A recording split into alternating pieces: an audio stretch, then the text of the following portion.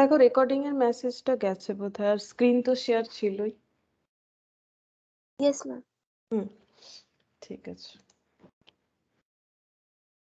আচ্ছা, আজকে আমরা ওভারড্রাফট রিলেটেড কোয়েশ্চেন করবো বলেছিলাম, ঠিক আছে। তো ওভারড্রাফট রিলেটেড কোয়েশ্চেনও সেম প্যাটার্নই হবে, প্রবলেম কিছু নেই। এই দুটো ইলাস্ট্রেশন আমি এই পিডিএফটা পুরোটাই তোমাকে দিয়ে দিয়েছি, ঠিক আছে। আবার ইলাস্ট্রেশন 2-3টাও তোমাকে আলাদা করে ওখান থেকে দিয়ে দিয়েছিলাম। এবারে আমরা আজকে কোনটা করবো, ইলাস্ট্রেশন 4 থেকে স্টার্ট করতে পারি। ইলাস্ট্রেশন 4,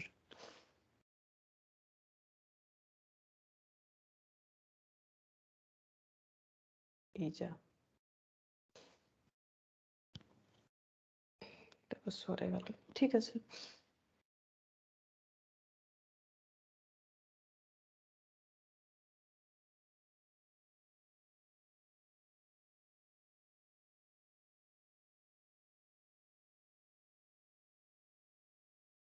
আচ্ছা দেখো এটাতে কি বলেছে, from the following particulars ascertain the balance that would appear in the bank passbook. আমাদেরকে ব্যাংক পাসবুকে যে ব্যালেন্স সেটা ক্যালকুলেট করতে বলেছে of A A on 31st December 2019। Of A means হচ্ছে এ যে ইন্ডিভিজুয়াল পার্সনটার আমরা বিআরএস রেডি করছি তার জন্য বলছে অফ এ, এ হচ্ছে নাম।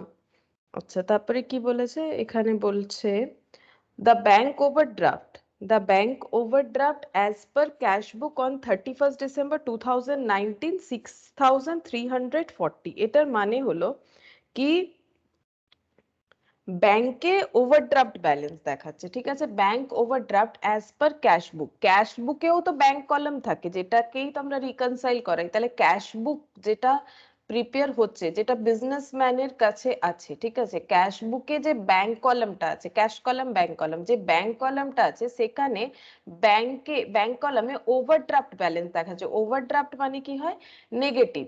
ওভারড্রাফট ব্যালেন্স মানে ওয়ান টাইপ অফ লোন বলতে পারি। ওভারড্রাফট মানে হচ্ছে আমার যতটা ওভারড্রাফট ফেসিলিটি অ্যাকচুয়ালি ব্যাংকের থেকে আমরা পেয়ে থাকি যদি আমাদের ব্যাংকের সাথে ভালো রিলেশন থাকে। রিলেশন ইন দ্য সেন্স, যদি কেউ বিজনেসম্যান ব্যাংকের সাথে খুব ভালো ট্রানজাকশন করে তাহলে ব্যাংক তাকে দরকারে যতটা ওর অ্যাকাউন্টে অ্যাভেলেবিলিটি থাকে না তার থেকে বেশি ওকে ব্যালেন্স দিতে পারে। যেমন ধরো তোমার ব্যাংকের সাথে খুব ভালো ট্রানজাকশন আছে, তোমার 10,000 এর নিড আছে, তুমি দেখলে তোমার ব্যাংকে 8,000 আছে, কিন্তু তুমি যখন উইথড্রল করবে ব্যাংক তোমাকে 10,000ই দিয়ে দেবে, ঠিক আছে।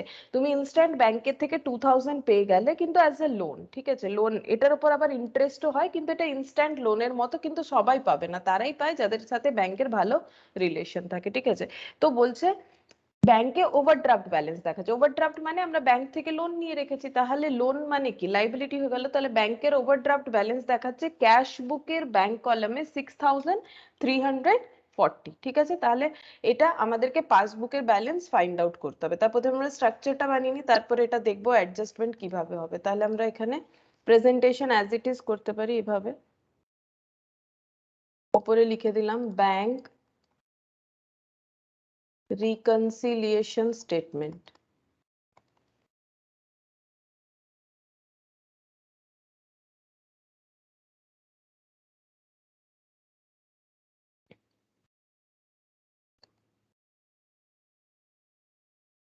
particulars plus item minus item. তো আমাদের একটা স্টার্টিং পয়েন্ট হয় অলওয়েজ, তো একটা স্টার্টিং পয়েন্ট আমাদের দেয়া আছে, স্টার্টিং পয়েন্ট দেয়া আছে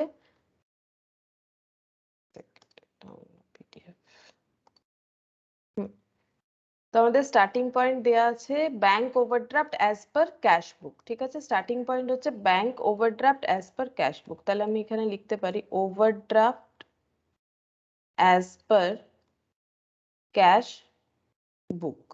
তো ক্যাশ বুকের ব্যাংক কলামে নেগেটিভ দেখাচ্ছে, তাহলে আমার কোন কলামে লেখা উচিত, ব্যালেন্সটা প্লাস না মাইনাসে, বলেই দিচ্ছে যে overdraft as per cash minus. Minus. মাইনাসে আমরা লিখে দেবো 6,340 হয়ে গেল। প্রথমে এটা আমরা প্লেস করে দিলাম, এরপর হচ্ছে যতগুলো অ্যাডজাস্টমেন্ট দিয়েছে আমরা সেটাকে আগে রাফে করে নেবো যেরকম আমরা লাস্ট দিন শিখেছিলাম, তারপর এখানে ল্যাঙ্গুয়েজের সাথে লিখে ওটাকে দেখাবো। তো আমি নেক্সট পেজটা নিয়ে নিচ্ছি। এখানে যদি আমাদের স্টার্টিং পয়েন্ট ক্যাশ বুক হয় তাহলে আমাদেরকে ভাবতে হবে সবসময় অ্যাজ পার পাসবুক, ঠিক আছে। আমরা অ্যাজ পার পাসবুকে কি এফেক্ট হবে সেটা ভাববো, বিকজ আমাদের স্টার্টিং পয়েন্ট ক্যাশ বুক আছে, তো আমরা পাসবুকের মতো ভাবলে আমাদের কোয়েশ্চেন সলভ হয়ে যাবে। তাহলে ফার্স্ট কি বলছে, বলছে interest on overdraft for 6 months. আমি বললাম না ওভারড্রাফটটা one type of loan, bank আমাকে সঙ্গে সঙ্গে আমাকে 10,000 দরকার ছিল, 8,000 আমার অ্যাকাউন্টে ছিল, 2,000 দিয়ে দিল, কিন্তু আমি বললাম না এটা লোন। নেট প্রবলেম হচ্ছিল বলে 6340 এর পর কিছু শুনতে পাইনি। ও আচ্ছা, এবার শুনতে পাচ্ছ? হ্যাঁ ম্যাম। আচ্ছা, তো 6340 পর আমি জাস্ট এইটুকুই বললাম বোধহয়। এ দেখো আমি বলছি যে এবার আমরা কি করব, এখানে এইগুলো পুট করে দেবো, ঠিক আছে, মানে অ্যাডজাস্টমেন্ট গুলো দেখে। তো আমাদের যদি স্টার্টিং পয়েন্ট ক্যাশ বুক হয় যেরকম কি এখানে আছে, তাহলে আমাদের থিঙ্কিংটা রাখতে হবে আমাদেরকে পাসবুকের মতো, ঠিক আছে। তাহলে এবারে যেটা বলছে এখানে যে ইন্টারেস্ট অন ওভারড্রাফটের উপর ইন্টারেস্ট নিয়েছে ফর 6 মান্থস। তার মানে ব্যাংক আমাদেরকে যে ওভারড্রাফট দিয়েছিল, মানে এই এ কে যে ওভারড্রাফটটা দিয়েছিল সেটা 6 মান্থসের জন্য দিয়েছিল, লোন দিয়েছিল, সেই জন্য ব্যাংক একটা ইন্টারেস্টও নিয়েছে, ঠিক আছে। 160 ইজ এন্টার্ড ইন পাসবুক, পাসবুকে সেই ইন্টারেস্টের যে চার্জটা সেটা এন্টার করা হয়েছে। তাহলে পাসবুকটা কি দেখাচ্ছে 160-তে? ব্যাংক যদি আমার উপর লোনের ইন্টারেস্ট চার্জ করেছে, সেই লোনটা হচ্ছে ওভারড্রাফট, ঠিক আছে। লোন অনেক রকম হয়, টার্ম লোন হয়, ওভার টার্ম লোন মানে একটা 5 বছর 7 বছর একটা টার্ম একটা পিরিয়ড অনুযায়ী থাকে, একটা হয় on demand loan. On demand loan মানে ব্যাংক যখন বলবে আমাকে তখনই ওই লোনের টাকাটা ফেরত দিতে হবে, বিভিন্ন রকম লোন হয়, সেরকম হচ্ছে এই ওভারড্রাফটটা আমি বললাম। ওভারড্রাফট কেমন হয়, যখন আমার কাছে অতটা অ্যাভেলেবিলিটি নেই অ্যাকাউন্টে, বাট ব্যাংক আমাকে সঙ্গে সঙ্গে ওই অ্যাভেলেবিলিটি করিয়ে দিচ্ছে, তার বদলে ইন্টারেস্ট নিচ্ছে, সেটাকে বলা হয় ওভারড্রাফট। তো ইন্টারেস্ট চার্জ করছে ব্যাংক, আর সেটার এন্ট্রি শুধু পাসবুকে হয়েছে 160। তাহলে পাসবুকে ওটার এফেক্ট কি হবে, কারণ আমি পাসবুকের কথাই ভাবছি তাই জন্য আমাকে পাসবুকে ওর এফেক্ট লিখতে হবে। তাহলে প্লাস হয়ে যাবে। না, ভেবে দেখো পাসবুক কার কাছে আছে, পাসবুকটা এখানে সবসময় কার কাছে ব্যাংকের থাকে, কাছে। ব্যাংকের কাছে। ব্যাংক যদি 160 ইন্টারেস্ট চার্জ করছে, তাহলে পাসবুকে 160 ব্যালেন্সটা কি হবে, ইন্টারেস্ট চার্জ করছে তো লোনের, মাইনাস। মাইনাস ইন্টারেস্ট তো চার্জ করেছে না, আমাকে তো দেয়নি। যদি দেয় তাহলে বলবে ইন্টারেস্ট গিভেন বা ইন্টারেস্ট প্রোভাইডেড, ঠিক আছে। এমনি তো লোনের উপর ইন্টারেস্ট চার্জ করবে, আর ইন্টারেস্ট চার্জের মানে হচ্ছে আমার উপর আমাকে ইন্টারেস্ট দিতে হবে। আচ্ছা, এবার এই দেখো এর এই ল্যাঙ্গুয়েজটা, ব্যাংক চার্জেস 400 আর ডেবিটেড ইন পাসবুক অনলি। পাসবুকে 400 ডেবিট হয়েছে, এমনিতে আমি লাস্ট দিন বলেছিলাম পাসবুকে ডেবিট হয়েছে মানে আমার টাকা কি হয়েছে, কমেছে। যখন আমরা ব্যাংক অ্যাকাউন্টের থ্রুতে তুমি পেটিএম ইউজ করো, তুমি ফোন পে ইউজ করো, বা তুমি যে যে কোনো রকম অনলাইন ট্রানজাকশন ইউজ করে দেখবে তোমার মেসেজ আসবে ইওর অ্যাকাউন্ট মাইনাস হবে। মাইনাস হবে, ইওর অ্যাকাউন্ট ইজ ডেবিটেড। তাহলে পাসবুকে এটা 400 মাইনাসে দেখাবে, এটা 400 মাইনাস দেখাবে। আচ্ছা, তারপরে এখানে দেখো চেক ইস্যুড, ইস্যু মানে আমি কাউকে দিয়েছি, আমাকে এই জিনিসগুলো মাথায় রাখতে হবে, আদারওয়াইজ আমি করতে পারবো না। চেক ইস্যু মানে আমি কাউকে চেক দিয়েছি, বাট নট ক্যাশড, মানে সে নিয়ে যায়নি। ক্যাশ মানে কি, চেকটাকে, যেটাকে সোজা কথায় বলে চেক ভাঙানো, ঠিক আছে। মানে আমি চেকটা নিয়ে গিয়ে, আর চেক দিয়ে তো আমি কিছু কিনতে পারবো না। আমার কাছে যদি একটা এত টাকা চেক আছে, আমি এই টাকাটা এই চেকটা দিয়ে কিছু ডাইরেক্টলি পারচেস করতে পারবো না, ঠিক আছে। মানে তাহলে কি হবে, চেকটা আমি অন্য কাউকে দিয়ে দিচ্ছি এরকম হবে। আমার যদি ক্যাশ চাই তাহলে আমাকে চেকটা ব্যাংকে নিয়ে যেতে, ব্যাংকের থ্রুতে আমি ওখান থেকে টাকা পেয়ে যাব। তো চেক ইস্যু করেছি, বাট এখানে চেকটা ইস্যু করা আছে মানে চেকটা দেয়া হয়েছে, but not cached prior to 31 December 2019।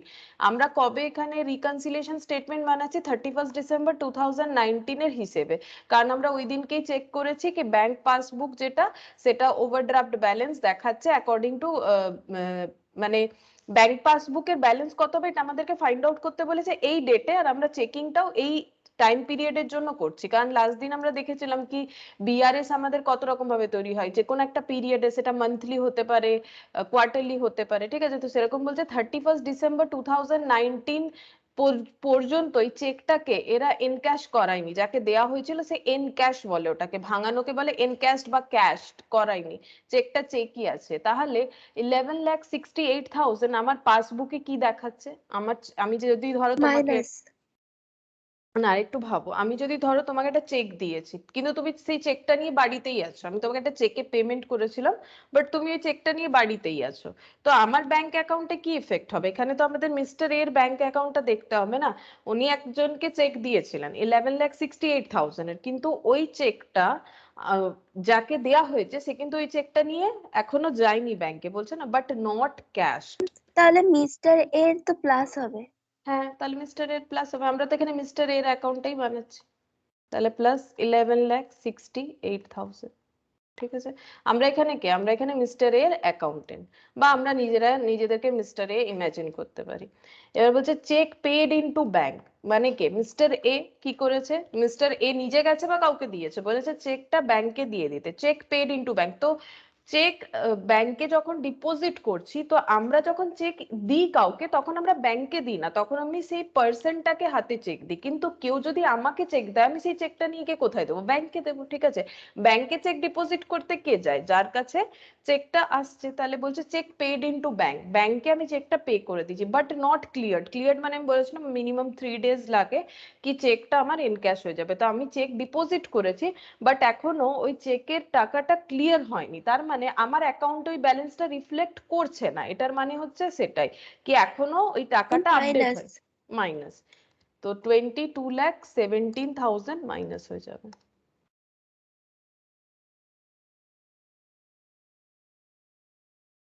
আচ্ছা, নেক্সট বলেছে ইন্টারেস্ট অন ইনভেস্টমেন্ট। ইনভেস্টমেন্ট মানে আমরা যে কোনো কিছুতে ইনভেস্ট করতে পারি, যেমন নর্মালি শেয়ারে ইনভেস্ট করলে ডিভিডেন্ড পাওয়া যায়। ডিবেঞ্চার হয়, ডিবেঞ্চার মানে হয় কি পাবলিক থেকে আমরা যদি কোনো কোম্পানি অ্যাকচুয়ালি ডিবেঞ্চার ইস্যু করতে পারে, বা কোনো রকম বন্ড হয়, গভর্নমেন্ট বন্ড, ইউটিআই, ঠিক আছে, তো এগুলোতে ইনভেস্ট করলে ইন্টারেস্ট পাওয়া যায়। ঠিক আছে, ইন্টারেস্ট পাওয়া যায়, তো ইন্টারেস্ট অন ইনভেস্টমেন্ট, তো investment collected by the bank, ma'am এটা ব্যাংক প্লাস। প্লাস হবে। ব্যাংক কালেক্ট করছে মিস্টার এর বিহাফে 12 লাখের, এখানে তাহলে পজিটিভ দেখা। ব্যাস, এবারে এটাকে আমাদেরকে এখানে প্রেজেন্ট করতে হবে। তাহলে আমরা কিভাবে লিখবো, প্রথমেটা কি হয়েছে, প্রথমে হচ্ছে -160 হয়েছে, তাহলে আমরা এখানে একটা অ্যাড এর কলাম করে নেব। অ্যাড এর কটা আইটেম আছে, 1 2 আর এটা 3। ঠিক আছে, তাহলে এখানে দুটো আইটেমের মতো জায়গা ছেড়ে এখানে 3টে আইটেম। আচ্ছা, ফার্স্টটা অ্যাড হয়েছিল, ফার্স্টটা হচ্ছে ইন্টারেস্ট অন ওভারড্রাফট। তাহলে এখানে লিখি ইন্টারেস্ট ডেবিটেড, এইভাবেই ছিল লেখা, ডেবিটেড ইন পাসবুক। পুরোটাই লিখতে হবে, হ্যাঁ, আমি এখানে শর্টকাট লিখে দিলে চলবে, বাট এক্সামে তোমাদেরকে পুরোটাই লিখতে হবে। But not yet in cash book, cash বুকে এখন আমরা ওটা ডেবিট করে দেখাইনি। তাহলে 160 কোন কলামে যাবে, আমার এটা অ্যাড প্লাস। হয়েছে, হ্যাঁ এটা না মাইনাস ছিল, 160 মাইনাস ছিল, আচ্ছা আমি ভুল জায়গায় লিখে দিলাম। ঠিক আছে, কোনো ব্যাপার না, আমি এটাকে মাইনাস করে দিচ্ছি, এটাকে অ্যাড করে দিচ্ছি, পুরোটা আর কাটতে যাব কেন, এটাকে লেস করে দিলাম, আমি ভুল করে ওখানে লিখে দিয়েছি, খেয়ালই করিনি, এখানে অ্যাড করে দিলাম, একই ব্যাপার, সেটা তো কোনো অসুবিধা নেই। তো আমাদেরকে এখানে 160 তে লিখতে হবে, তাহলে মাইনাসে লিখতে হবে, অ্যাকচুয়ালি মাইনাসই ছিল, আমি উল্টো লিখে দিয়েছি সেই কারণে। আচ্ছা, 400টাও মাইনাস হবে, তাহলে মাইনাসটা আমি ওপরে লিখেছি এই মুহূর্তে। ঠিক আছে, তাহলে 400টাও মাইনাস। নেক্সট 400 এর জন্য কি বলেছে, bank charges 400 debited in passbook only. তো bank charges debited in passbook only 400, এটাও মাইনাস হবে, মাইনাসই ছিল। ঠিক আছে, তো এটা লেখা হয়ে গেল। এবার এটা 22,17,000 মাইনাস, এখানে লিখে নি 22,17,000। এবারে 22,17,000 এর ট্রানজাকশন এইটা ছিল, cheque paid into bank but not cleared, cheque paid into bank but not cleared, cheque paid into bank but not cleared, complete এটা। এবার অ্যাড, অ্যাড এর মধ্যে 11,68,000 and 12 lakh, এখানে লিখে দিই 11,68,000। আচ্ছা, 11,68,000 এর কি ছিল, cheque issued but not cashed, cheque issued but not cashed। আচ্ছা, আরেকটা কি ছিল 12 লাখের interest on investment collected by bank. Interest on investment collected by bank 12 লাখ। এবার আমরা এগুলোকে টোটাল করব। তো 12 লাখ আর 11 লাখ 68, তো 23 লাখ 68,000। এটা হয়ে গেল 23 লাখ 68,000। আচ্ছা, এটা কত হচ্ছে 6340,160, 6340,160, 400, 22 lakh 17,000, 22 lakh 23,900, 22,23,900। ঠিক আছে, এবারে আমাদেরকে এখানে বাকি এইভাবে প্রেজেন্টেশনটা করতে হবে, এইভাবে নিচে এটা লিখতে হবে। ঠিক আছে, তাহলে আমি এটাকে ক্লোজ করে দিই। আমি এখানে স্ট্রাকচার তো বানাইনি, ঠিক আছে, কোনো ব্যাপার না, আমি এখানে লিখে দিচ্ছি। তো ব্যালেন্সটা কোথায় আছে দেখো, এটাকে আমরা আরেক রকম ভাবেও মনে রাখতে পারি, ছোট্ট একটা ট্রিক, কি এদিকে 23 লাখ 68 আছে, এদিকে 22 লাখ 23,000 আছে। তাহলে যেরকম লেজার ব্যালেন্স হয়, যেদিকে কম থাকে ব্যালেন্সটা ওদিকেই যায়, তাহলে আমার এদিকেই আসবে। ঠিক আছে, এই দিকে, কারণ এখানে 23 লাখ আছে। ঠিক আছে, এটা আছে 22 লাখ। আরেক রকম ভাবে এটাকে প্রেজেন্ট করা যায়, কিরকম, এরকমও করতে পারো, যেমন আমি দেখাচ্ছি আরেকটা টাইপ, আগের দিন তো দেখিয়েছি, আরেকটা এরকম ভাবেও করতে পারি, এরকম ভাবে করেও দেখতে পারো। এখানে আমরা টোটালটা করে দিলাম 23,68,000। ঠিক আছে, তাহলে আমি এখানেও যদিও 23,68,000 হচ্ছে না, কিন্তু আমি যেমন লেজারে হয় ম্যাক্সিমাম অ্যামাউন্টটা আমরা দুদিকে লিখি, সেভাবে আমরা টু সাইডসে ম্যাক্সিমাম অ্যামাউন্টটাই লিখে দিলাম। ঠিক আছে, আর এদিকে আমার এসেছিল কত, এই সাইডে এসেছিল 22,23,900। ঠিক আছে, এদিকে 22,23,900 লোয়ার অ্যামাউন্ট এসেছিল। তাহলে ডিফারেন্স কত হচ্ছে দুটোর মধ্যে, ডিফারেন্স জাস্ট যেরকম লেজার করে আমরা ফাইন্ড আউট করি না, ওরকম করে করে নেবো। তাহলে আর মানে লেখার জন্য তো ভাবতে হবে না যে আমার কোথায় কোনটা যাবে। এটা হচ্ছে মানে মিস্টেক না করেই করার একটা সহজ উপায়। বাকি এটা কিন্তু ফুললি বুঝে, ঠিক আছে, যে কেন এদিকে হচ্ছে। বাকি আমরা এভাবেও করতে পারি, যদি কোনো সময় কনফিউশন হয়ে যায়, যাতে আমাদের কোয়েশ্চেনটা ঠিক হয়ে যাক আনসারটা, আমি সেটার জন্য এটা বলে দিচ্ছি। তো দুটোর মধ্যে ডিফারেন্সটা ফাইন্ড আউট করো, 23,68,000, ডিফারেন্স কত হচ্ছে দেখো, 1,44,020। 1,20 না 100 হচ্ছে, দেখো কিছু একটা ভুল হয়েছে বোধহয়। এটা কিন্তু 23,68,000 আর এটা 23,68,000, সরি, এটা 22,23,900 না, এটা টোটাল করলে দেখো 1 লাখ, আমার তো এটা আসছে 1,44,100, চেক করো, এটাই হবে। এই টোটালটা ঠিক করে দেখো, আরেকবার দেখো, দেখে আমাকে বলো হচ্ছে কিনা।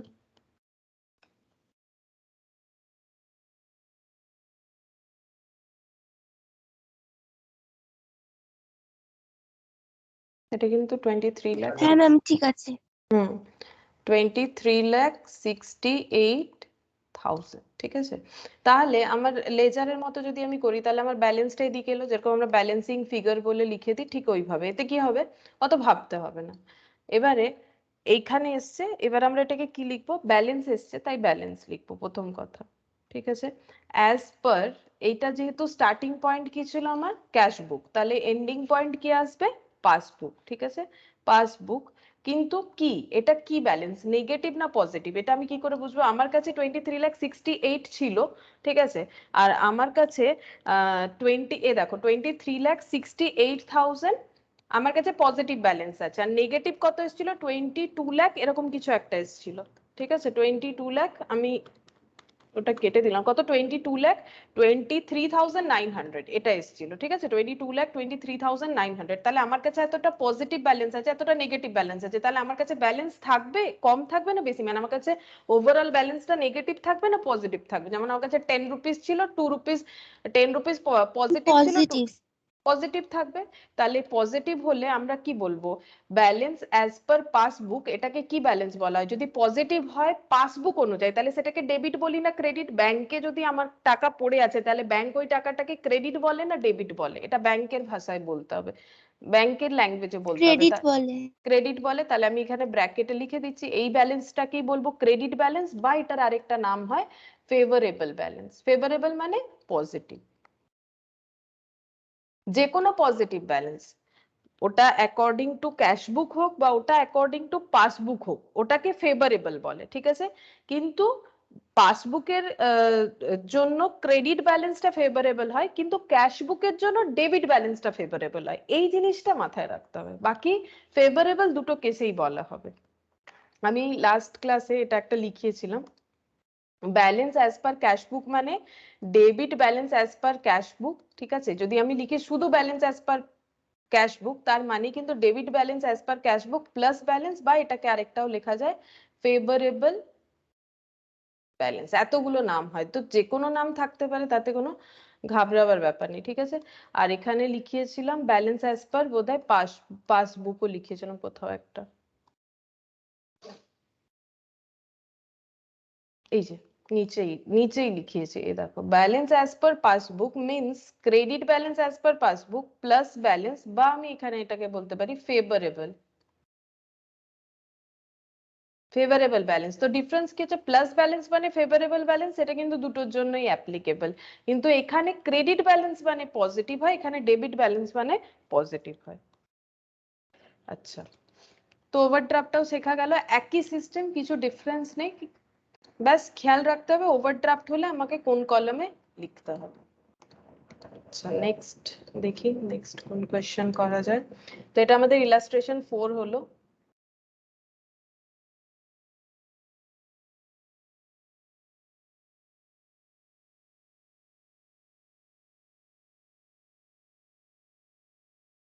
এটা মনে হয় অ্যামেন্ডেড ক্যাশবুক, এটা বোধহয় তোমাদের নেই, অ্যামেন্ডেড ক্যাশবুক তো মনে হচ্ছে, অ্যামেন্ডেড ক্যাশবুক নেই না, মানে করিয়েছে কি স্কুলে? অ্যামেন্ডেড ক্যাশবুক মনে হচ্ছে নেই তোমাদের, আমি তো দেখেছিলাম সিলেবাসে দেখায়নি।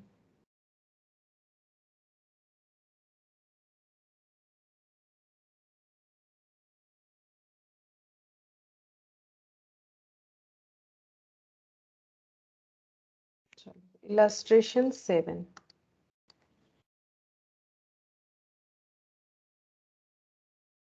Bank reconciliation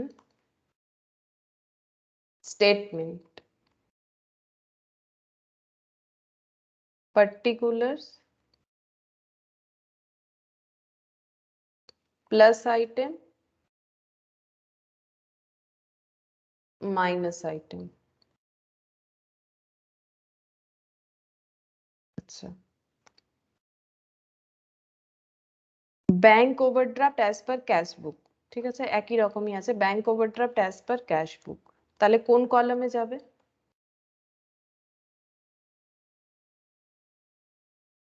minus. হুম,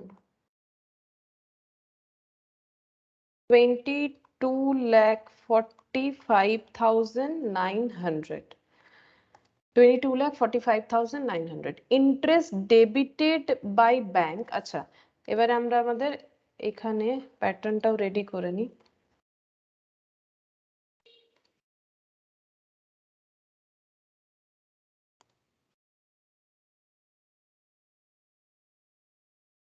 প্লাস এখানে ক্যাশ বুক আর এখানে পাসবুক, ঠিক আছে? তো আমাদেরকে পাসবুকের মতো করে থিঙ্ক করতে হবে, because overdraft as per cash book আছে, ঠিক আছে? আচ্ছা, এবারে দেখো বলছে interest debited by bank, bank interest debit করা মানে কি, ব্যাংকে টাকা ডেবিট হওয়া মানে কি, ব্যাংক তার মানে ইন্টারেস্ট চার্জ করেছে, ডেবিট হওয়া মানে আমার অ্যাকাউন্ট ব্যালেন্স লো হয়েছে, মানে অ্যাকাউন্টের ব্যালেন্স কমেছে, ডিক্রিজ করেছে, ডেবিট হয়েছে। Interest debited by bank on 26th of December, but not advice receipt, but no advice receipt, কিন্তু এই ব্যাপারে ব্যাংকের থেকে কোনো রকম অ্যাডভাইস আমরা পাইনি, ঠিক আছে। মেসার্স নিউ স্টিল লিমিটেডের আমরা বিআরএস রেডি করছি, তার মানে আমরা মেসার্স নিউ স্টিল লিমিটেড ভাববো নিজেদেরকে। তাহলে 2,78,700 আমার পাসবুকে কি দেখাচ্ছে, কারণ আমাকে পাসবুকের এফেক্টটা দেখতে হবে। 2,78,700 আমার পাসবুকে কি দেখাবে? মাইনাস মাইনাস 2,78,700 আমার দেখাবে মাইনাস। আচ্ছা, নেক্সট হচ্ছে চেক ইস্যু, মানে আমি কাউকে চেক দিয়েছি, এরা কাউকে চেক দিয়েছে, messrs new still limited cheque pay করেছে কাউকে before 31st December 2019 but not yet presented to bank, কিন্তু যাদেরকে দিয়েছে তারা কিন্তু ব্যাংকে এখনো নিয়ে যায়নি চেকটা। তাহলে 6,60,000 এর কি দেখাবে আমার ব্যাংক ব্যালেন্সটা? প্লাস দেখাবে। প্লাস দেখাবে 6,60,000 প্লাস।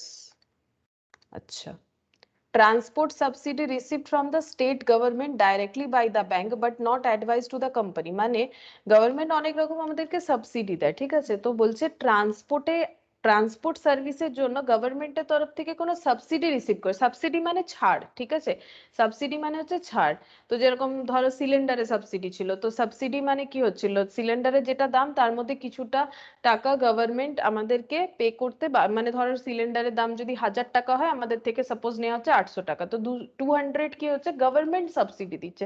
আর পেট্রোল এগুলোতে গভর্নমেন্ট সাবসিডি দেয় না, দিলে সাবসিডি যদি তুলে দেয় আরো দাম বেড়ে যায়। তো এটাকে বলে সাবসিডি, মানে সরকার নিজের তরফ থেকে কিছু যদি দেয়। তো স্টেট গভর্নমেন্ট সাবসিডি প্রোভাইড করেছে যেটা ব্যাংকে রিসিভ হয়ে গেছে, কিন্তু এই ব্যাপারে কোম্পানি কিছু জানে না। তাহলে 14,25,000 এর যে সাবসিডিটা পেয়েছে তার জন্য পাসবুকে কি হয়, কি দেখাবে? তো প্লাস 40 হবে। প্লাস হবে 14,25,000।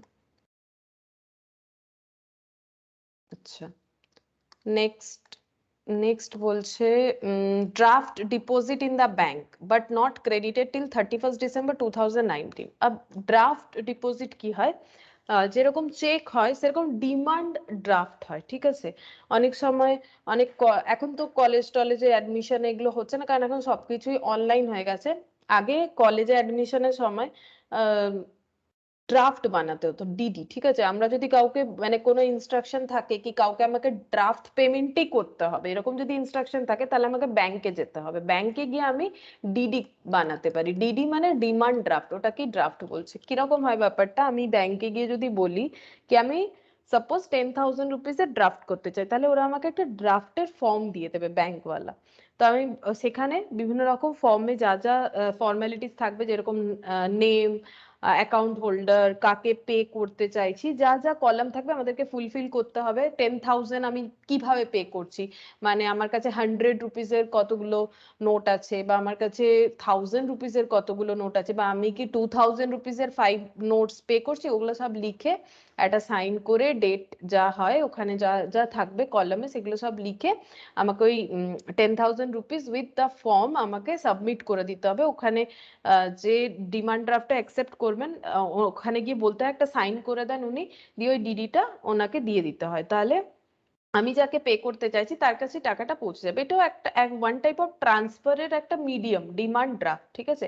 এতে ব্যাংকের কি প্রফিট হলো, ব্যাংক এতে একটা চার্জ কাটবে। মানে আমি যদি 10,000 এর ড্রাফটটা করতে চাইছি, ধরো তুমি কলেজে অ্যাডমিশন নেবে, এখন যদিও এগুলো নিড হয় না, ধরো কলেজে অ্যাডমিশন নেবে, তুমি একটা ড্রাফট করতে চাইছো, তাহলে তুমি যে কলেজে অ্যাডমিশন নিতে চাইছো সেই কলেজের নামে একটা ড্রাফট করে দিলে। এবার ধরো কলেজে যা টাকা নেবে, ধরো কলেজ থেকে কলেজের ফর্ম ফিল আপে 2,000 লাগছে, সাপোজ 2,000 পে করতে চাইছো, তো ব্যাংক বলবে এর উপরে আমি 10 রুপিস বা 25 রুপিস আমি নেবো, ঠিক আছে। তাহলে তোমার যে পেমেন্টটা ওটা 2,000 নয়, 2,025 হবে। কেন, ব্যাংক নিজের একটা চার্জ নেবে ওই ড্রাফটটা এক্সিকিউট করাবার জন্য, ঠিক আছে। তাহলে ব্যাংকের এইভাবে একটা আর্নিং হয়, ব্যাংক অ্যাজ এ মিডিয়েটর কাজ করছে। সেরকম বলছে draft deposited in the bank, ব্যাংকে ড্রাফট ডিপোজিট করেছে কে, Messrs new still Limited, but not credited till 31st December 2019, কিন্তু ব্যাংক ওই ড্রাফটটাকে এখনো ক্রেডিট করেনি। তাহলে আমার মানে এদের অ্যাকাউন্টে, মেসার্স নিউ স্টিল লিমিটেড এর অ্যাকাউন্টে কি হবে, 13,50,000 কি দেখাবে? বুঝতে পারলে না বোধহয়। মাইনাস। মাইনাস, কারেক্ট, 13,50,000 মাইনাস দেখাবে। কেউ ড্রাফটে পেমেন্ট করেছিল কিন্তু সেই ড্রাফটটা ব্যাংক এখনো ক্রেডিট করেনি, তাহলে ব্যালেন্স তো ইনক্রিজ করছে না, ব্যালেন্সটা লোই দেখাচ্ছে।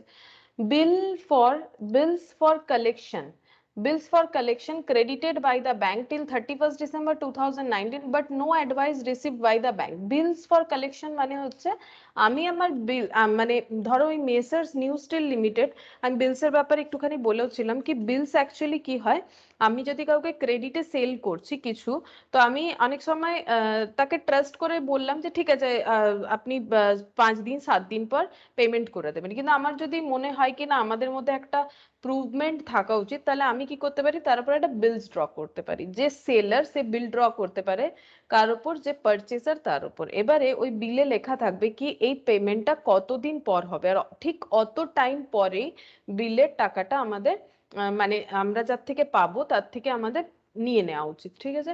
এবারে আমরা কি করতে পারি, বিলসটা নিজের কাছে রেখে দিতে পারি, যখন প্রপার টাইম আসবে সে পেমেন্ট করে দেবে, আমরা বিলটাকে ক্যান্সেল করে দেবো। আদারওয়াইজ আমরা কি করতে পারি, ওই বিলটাকে ব্যাংকে দিয়ে দিতে পারি, আর ব্যাংকে ইনস্ট্রাকশন দিয়ে দিলাম কি যখন এই বিলটা রিসিভের টাইম হবে আমার বিহাফে আমার অ্যাকাউন্টে এই টাকাটা নিয়ে নিতে হবে। তো ব্যাংক এই কাজটা করে দেয়, ব্যাংকের থ্রুতেও আমরা ব্যাংকে রেসপন্সিবিলিটিটা ট্রান্সফার করে দিচ্ছি নিজের কাছে না রেখে। বিলস ফর কালেকশন বলে এটাকে, ব্যাংকে বিলটা পাঠিয়ে দিচ্ছে কি তুমি আমার বিলটাকে কালেক্ট করে নেবে, বিলস ফর কালেকশন। তো বিলস ফর কালেকশন ব্যাংকে বলা ছিল এদের, ঠিক আছে, ব্যাংক বিলসটা নিয়েও নিয়েছে, ক্রেডিট করেছে মানে কি টাকাটা অ্যাকাউন্টে প্লাস হয়েছে, ব্যাংক অ্যাকাউন্টে টাকা ক্রেডিট হওয়া মানে টাকা এসছে। কিন্তু ব্যাংক এই ব্যাপারে কোম্পানিকে এখনো কিছু বলেনি, তাহলে পাসবুক কি দেখাচ্ছে, প্লাস দেখা। প্লাস দেখাচ্ছে, পাসবুকে তো টাকা চলেই এসেছে, পাসবুক তো আপডেট হয়ে গেছে। 8,36,000।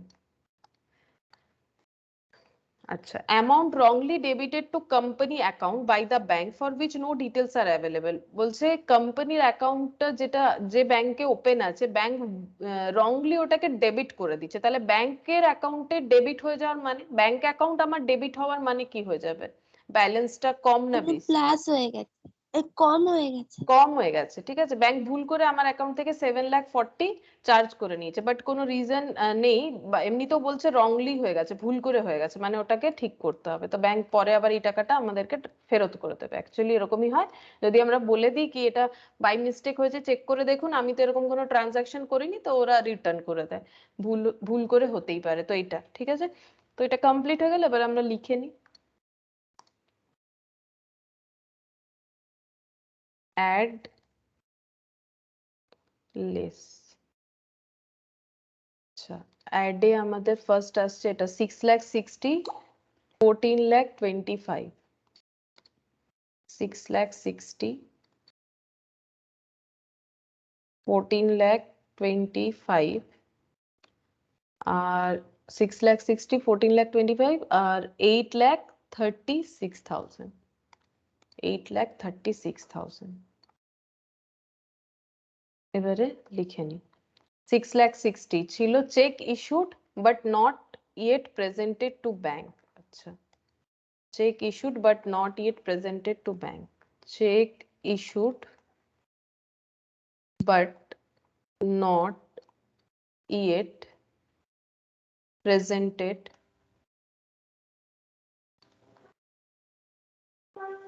but not yet presented, এটুকুই লিখলাম, অসুবিধা নেই। আচ্ছা, নেক্সট হচ্ছে 13,50,000, 13,50,000 draft deposited but not credited, draft deposited 14,25,000, এটা প্লাস করেছি আমরা না, 14,25,000। হুম, ঠিক আছে।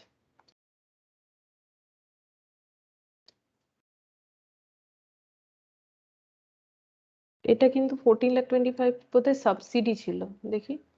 হ্যাঁ, ট্রান্সপোর্ট সাবসিডি, আমি উল্টো দেখে নিচ্ছি। Transport subsidy received but no advice given to company. আচ্ছা,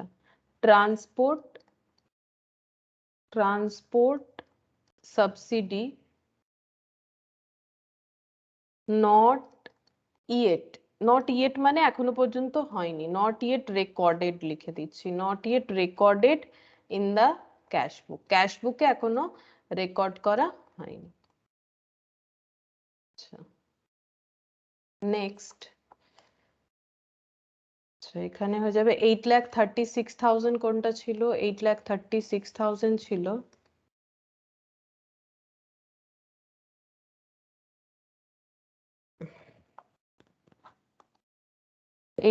bills for collection credited by the bank but no advice given to company. আচ্ছা, তাহলে এটা লিখে দিই, bills for collection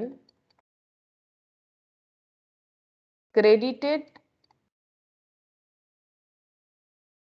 in the bank but not entered in cash book, but cash book এ এটার ব্যাপারে কোনো entry হয়নি। হয়ে গেল, প্লাস আইটেম কমপ্লিটেড। এবার লেস আইটেম গুলোর মধ্যে বাকিগুলো হবে 2,78,700 interest debited by bank only. এভাবে লিখে দিচ্ছি, ইন্টারেস্ট চার্জড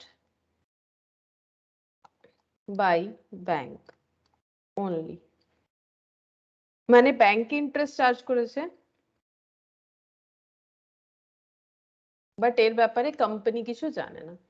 আচ্ছা, নেক্সট হচ্ছে 13,50,000 draft deposited but not credited. ঠিক আছে, তাহলে এখানে লিখে দিই, draft deposited but not credited. আচ্ছা, 13,50,000। আচ্ছা, নেক্সট আছে এইটা 7,40,000 amount wrongly debited by bank. এটা লিখলেই হবে, amount wrongly debited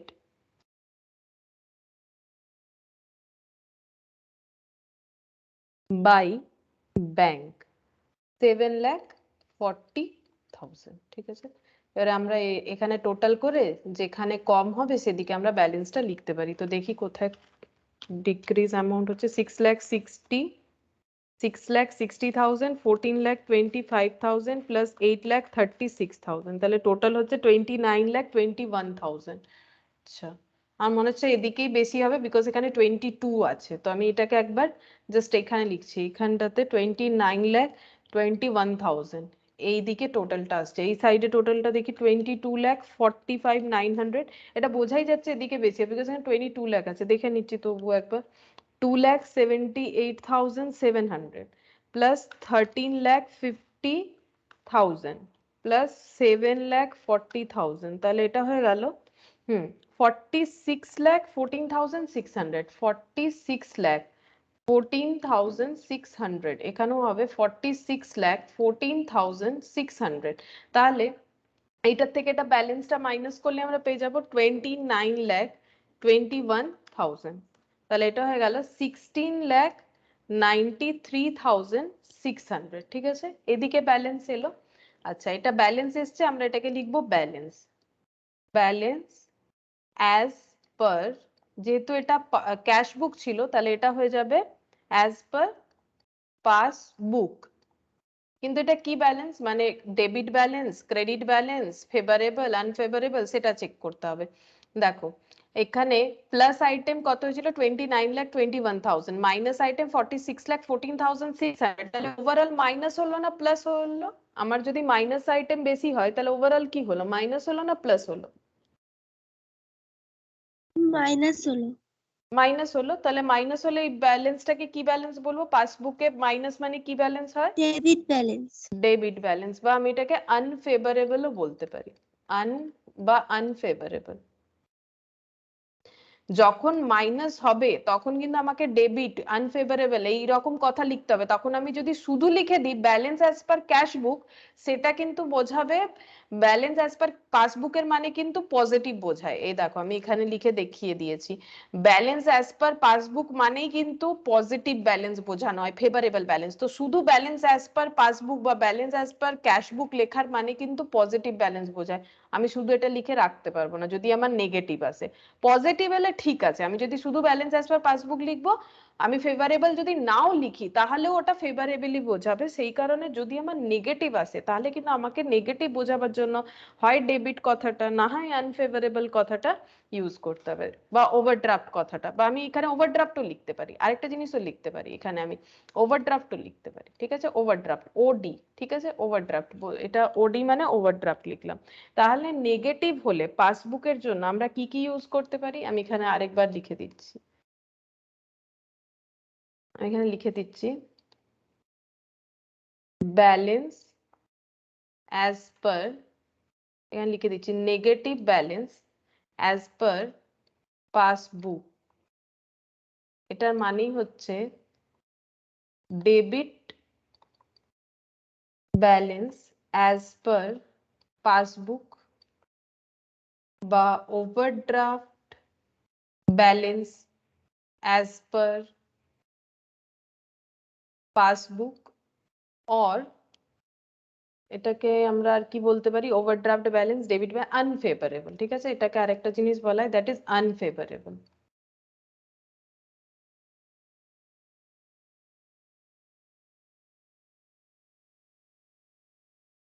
as per passbook.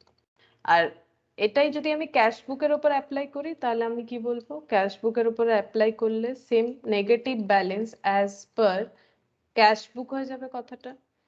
আর ক্যাশ বুকের নেগেটিভ ব্যালেন্স মানে কি হবে, ক্যাশ বুকের নেগেটিভ ব্যালেন্স মানে credit, credit balance as per cash বুক, ওভারড্রাফট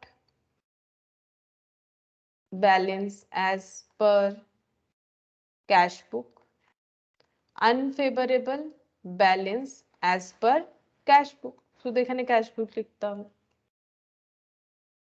আচ্ছা,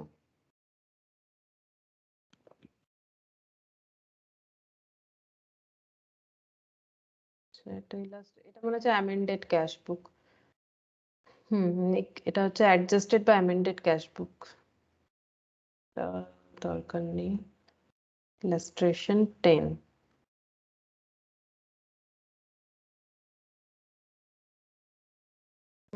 ইলাস্ট্রেশন 10, দেখো এটাতে কি বলেছে। When Nikki and company received a bank statement showing a favorable balance 10,39,200 for the period ended 30th June 2019, তার মানে বলছে Nicky and company received a bank statement, bank স্টেটমেন্টটা ওরা ফাইন্ড আউট করিয়েছে, তো ব্যাংক স্টেটমেন্ট মানে এই ব্যালেন্সটা কোথায় দেখাচ্ছে, পাসবুকে না ক্যাশ বুকে, ব্যাংক স্টেটমেন্ট বের করলে আমরা যে ব্যালেন্সটা দেখতে পাই ওটা অ্যাকর্ডিং টু পাসবুক হলো না ক্যাশ বুক হলো, পাসবুক। পাসবুক, তাহলে এটা আমার কিন্তু ক্লিয়ারলি বলেনি, কিন্তু আমাকে বুঝে নিতে হবে, তাহলে এটা কিন্তু পাসবুকের ফেভারেবল ব্যালেন্স, ঠিক আছে। আচ্ছা, এরপর বলছে this did not agree with the balance in the cash বুক, এবারে ওই স্টেটমেন্টে যা ডিটেলস আমি বলেছিলাম মিনি স্টেটমেন্ট বের করা যায় এটিএম এর থ্রুতে, এখন তো অনলাইনে চাইলে স্টেটমেন্ট বের করা যায়, দিয়ে স্টেটমেন্টে ওখানে পুরো ডেট ওয়াইজ লেখা থাকে, ঠিক আছে, কোন ডেটে কি ট্রানজাকশন হয়েছে, কি ডিপোজিট হয়েছে, কি উইথড্রল হয়েছে, ব্যাংক যদি সেলফ কোনো ট্রানজাকশন করেছে ওগুলো সবই ওখানে দেখানো থাকে, ঠিক আছে। এবারে ওরা যখন দুটোকে ম্যাচ করাচ্ছে তখন দেখছে কিছু কিছু ব্যাপার মিসম্যাচ হয়েছে, এই যে এই পয়েন্টগুলো মিসম্যাচ হয়েছে, ঠিক আছে। তো এখানে আমরা আগে স্ট্রাকচারটা বানিয়ে নিই, তারপর এটাকে রিড করে করে লিখে নেব। আচ্ছা, ইলাস্ট্রেশন 10, ঠিক আছে, প্লাস মাইনাসটা এখানে লিখে নেব, এখানে বেশি জায়গা নেই সেই জন্য, এই যা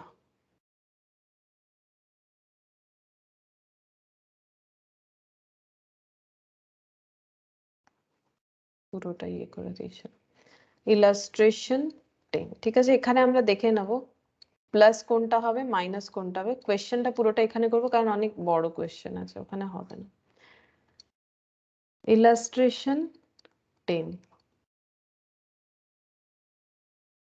আচ্ছা, যদি কোনো কোম্পানির নাম বা কিছু দেয়া থাকে তাহলে কিন্তু আমরা এরকম ভাবে লিখতে পারি, নিকি অ্যান্ড কোম্পানি বলে এইভাবে প্রেজেন্টেশন করতে পারি, নিকি অ্যান্ড কোম্পানি, দিয়ে নিচে লিখবো bank reconciliation,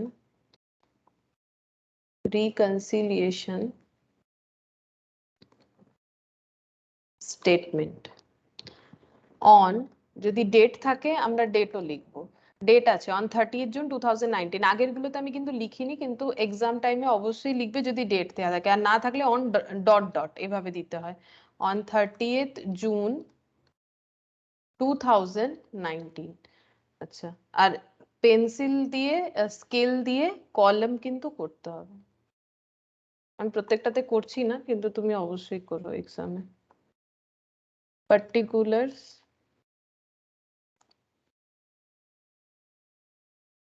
plus item minus item.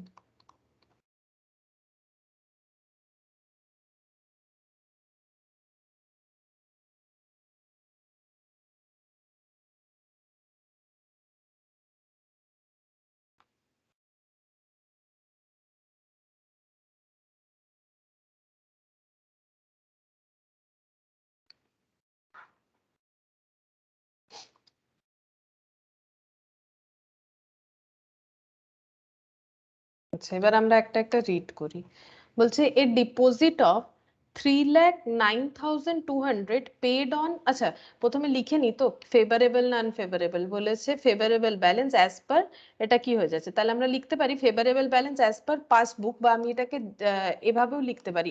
একে আমি কত রকম ভাবে লিখতে পারি, দেখো এই ল্যাঙ্গুয়েজটাকে আমি যদি শুধু এরকম লিখি কি ব্যালেন্স অ্যাজ পার পাস বুক, ঠিক আছে, এটা এটা লেখা মানেই কিন্তু বোঝাচ্ছে যে ক্রেডিট ব্যালেন্স। এটা লেখা মানে কি কি বোঝাচ্ছে, ক্রেডিট ব্যালেন্স, ঠিক আছে, মানে পজিটিভ ব্যালেন্স, বা এটা লেখা মানে এটা বোঝাচ্ছে কি এটা একটা ফেভারেবল ব্যালেন্স, ঠিক আছে। শুধু ব্যালেন্স অ্যাজ পার পাসবুক মানে কিন্তু ক্রেডিট বা ফেভারেবল, সেখানে ক্রেডিট বা ফেভারেবল না লিখলেও চলে, কিন্তু যখন নেগেটিভ হয় তখন কিন্তু আমাকে ব্যালেন্স অ্যাজ পার শুধু পাসবুক লিখলে হবে না, আমাকে তখন কিন্তু ওখানে লিখতেই হবে আনফেভারেবল বা ডেবিট বা মাইনাস ব্যালেন্স, কিছু একটা কথা অ্যাটলিস্ট লিখতে হয়। তো মাইনাস আইটেমে আমি লিখে দিচ্ছি, সরি প্লাস আইটেমে হয়ে যাবে, মাইনাস বলছি, প্লাস আইটেমে হয়ে যাবে 10,39,200, 10,39,200। আচ্ছা, এখানে কিন্তু রুপিসের সাইন দিতে হবে।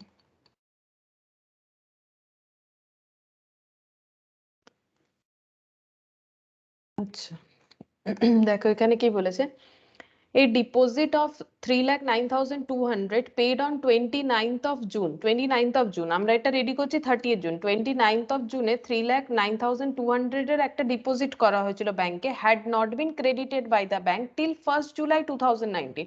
বলছে 1st জুলাই চলে এসছে, তবুও ব্যাংক কিন্তু ওই পেমেন্টটা, ওই অ্যামাউন্টটাকে ক্রেডিট করেনি, ব্যাংক অ্যাকাউন্টে ক্রেডিট করেনি। এবারে বুঝে নিতে হবে ব্যাংক অ্যাকাউন্টে ক্রেডিট না করলে কি এফেক্ট হবে। আমি যদি 30th জুনের ব্যাংক স্টেটমেন্টের সাথে জিনিসটাকে ম্যাচ করাতে চাই, এমন একটা পেমেন্ট যেটা আমি 29th অফ জুনে, মানে actually Nikki and company 29th of জুনে একটা ডিপোজিট করেছে ব্যাংকে 3,09,200, কিন্তু ব্যাংক ওই ব্যালেন্সটাকে এখনো ক্রেডিট করেনি। এবারে 30th জুনে ব্যাংক স্টেটমেন্ট ফাইন্ড আউট করে এরা bank reconciliation statement find out করছে, তাহলে ইফেক্টটা কি হবে 3,09,200। ফার্স্ট তো আমাকে এটা আইডেন্টিফাই করতে হবে আমার থিঙ্কিং কি হিসেবে যাবে, আমার থিঙ্কিং যাওয়া উচিত ক্যাশ বুকের হিসেবে, কারণ আমি স্টার্টিং পয়েন্ট রেখেছি পাসবুক, ঠিক আছে, স্টার্টিং পয়েন্ট আমার পাসবুক আছে, ঠিক আছে, তাহলে আমার থিঙ্কিং হয়ে যাবে এবারে কিন্তু ক্যাশ বুকের মতো করে আমাকে ভাবতে হবে। তাহলে ক্যাশ বুকে কি ইফেক্ট হবে, ব্যাংক আমার পেমেন্টটাকে আপডেট করে দেখায়নি, তো ক্যাশ বুকে কি ইফেক্ট হবে ভাবো। প্লাসই হবে। প্লাসই হবে, কারণ যখন এই পেমেন্টটা করার জন্য ব্যাংকেই টাকাটা নিয়ে যাওয়া হয়েছে, তখন কিন্তু অ্যাকাউন্টেন্টকে বলেই নিয়ে যাওয়া হয়েছে, বা নিজেও যদি অ্যাকাউন্ট মেনটেন করি আমরা আগে আমাদের ক্যাশ বুকে ওটাকে লিখবো, কারণ আমরা তো জানি আমরা কত টাকা নিয়ে যাচ্ছি।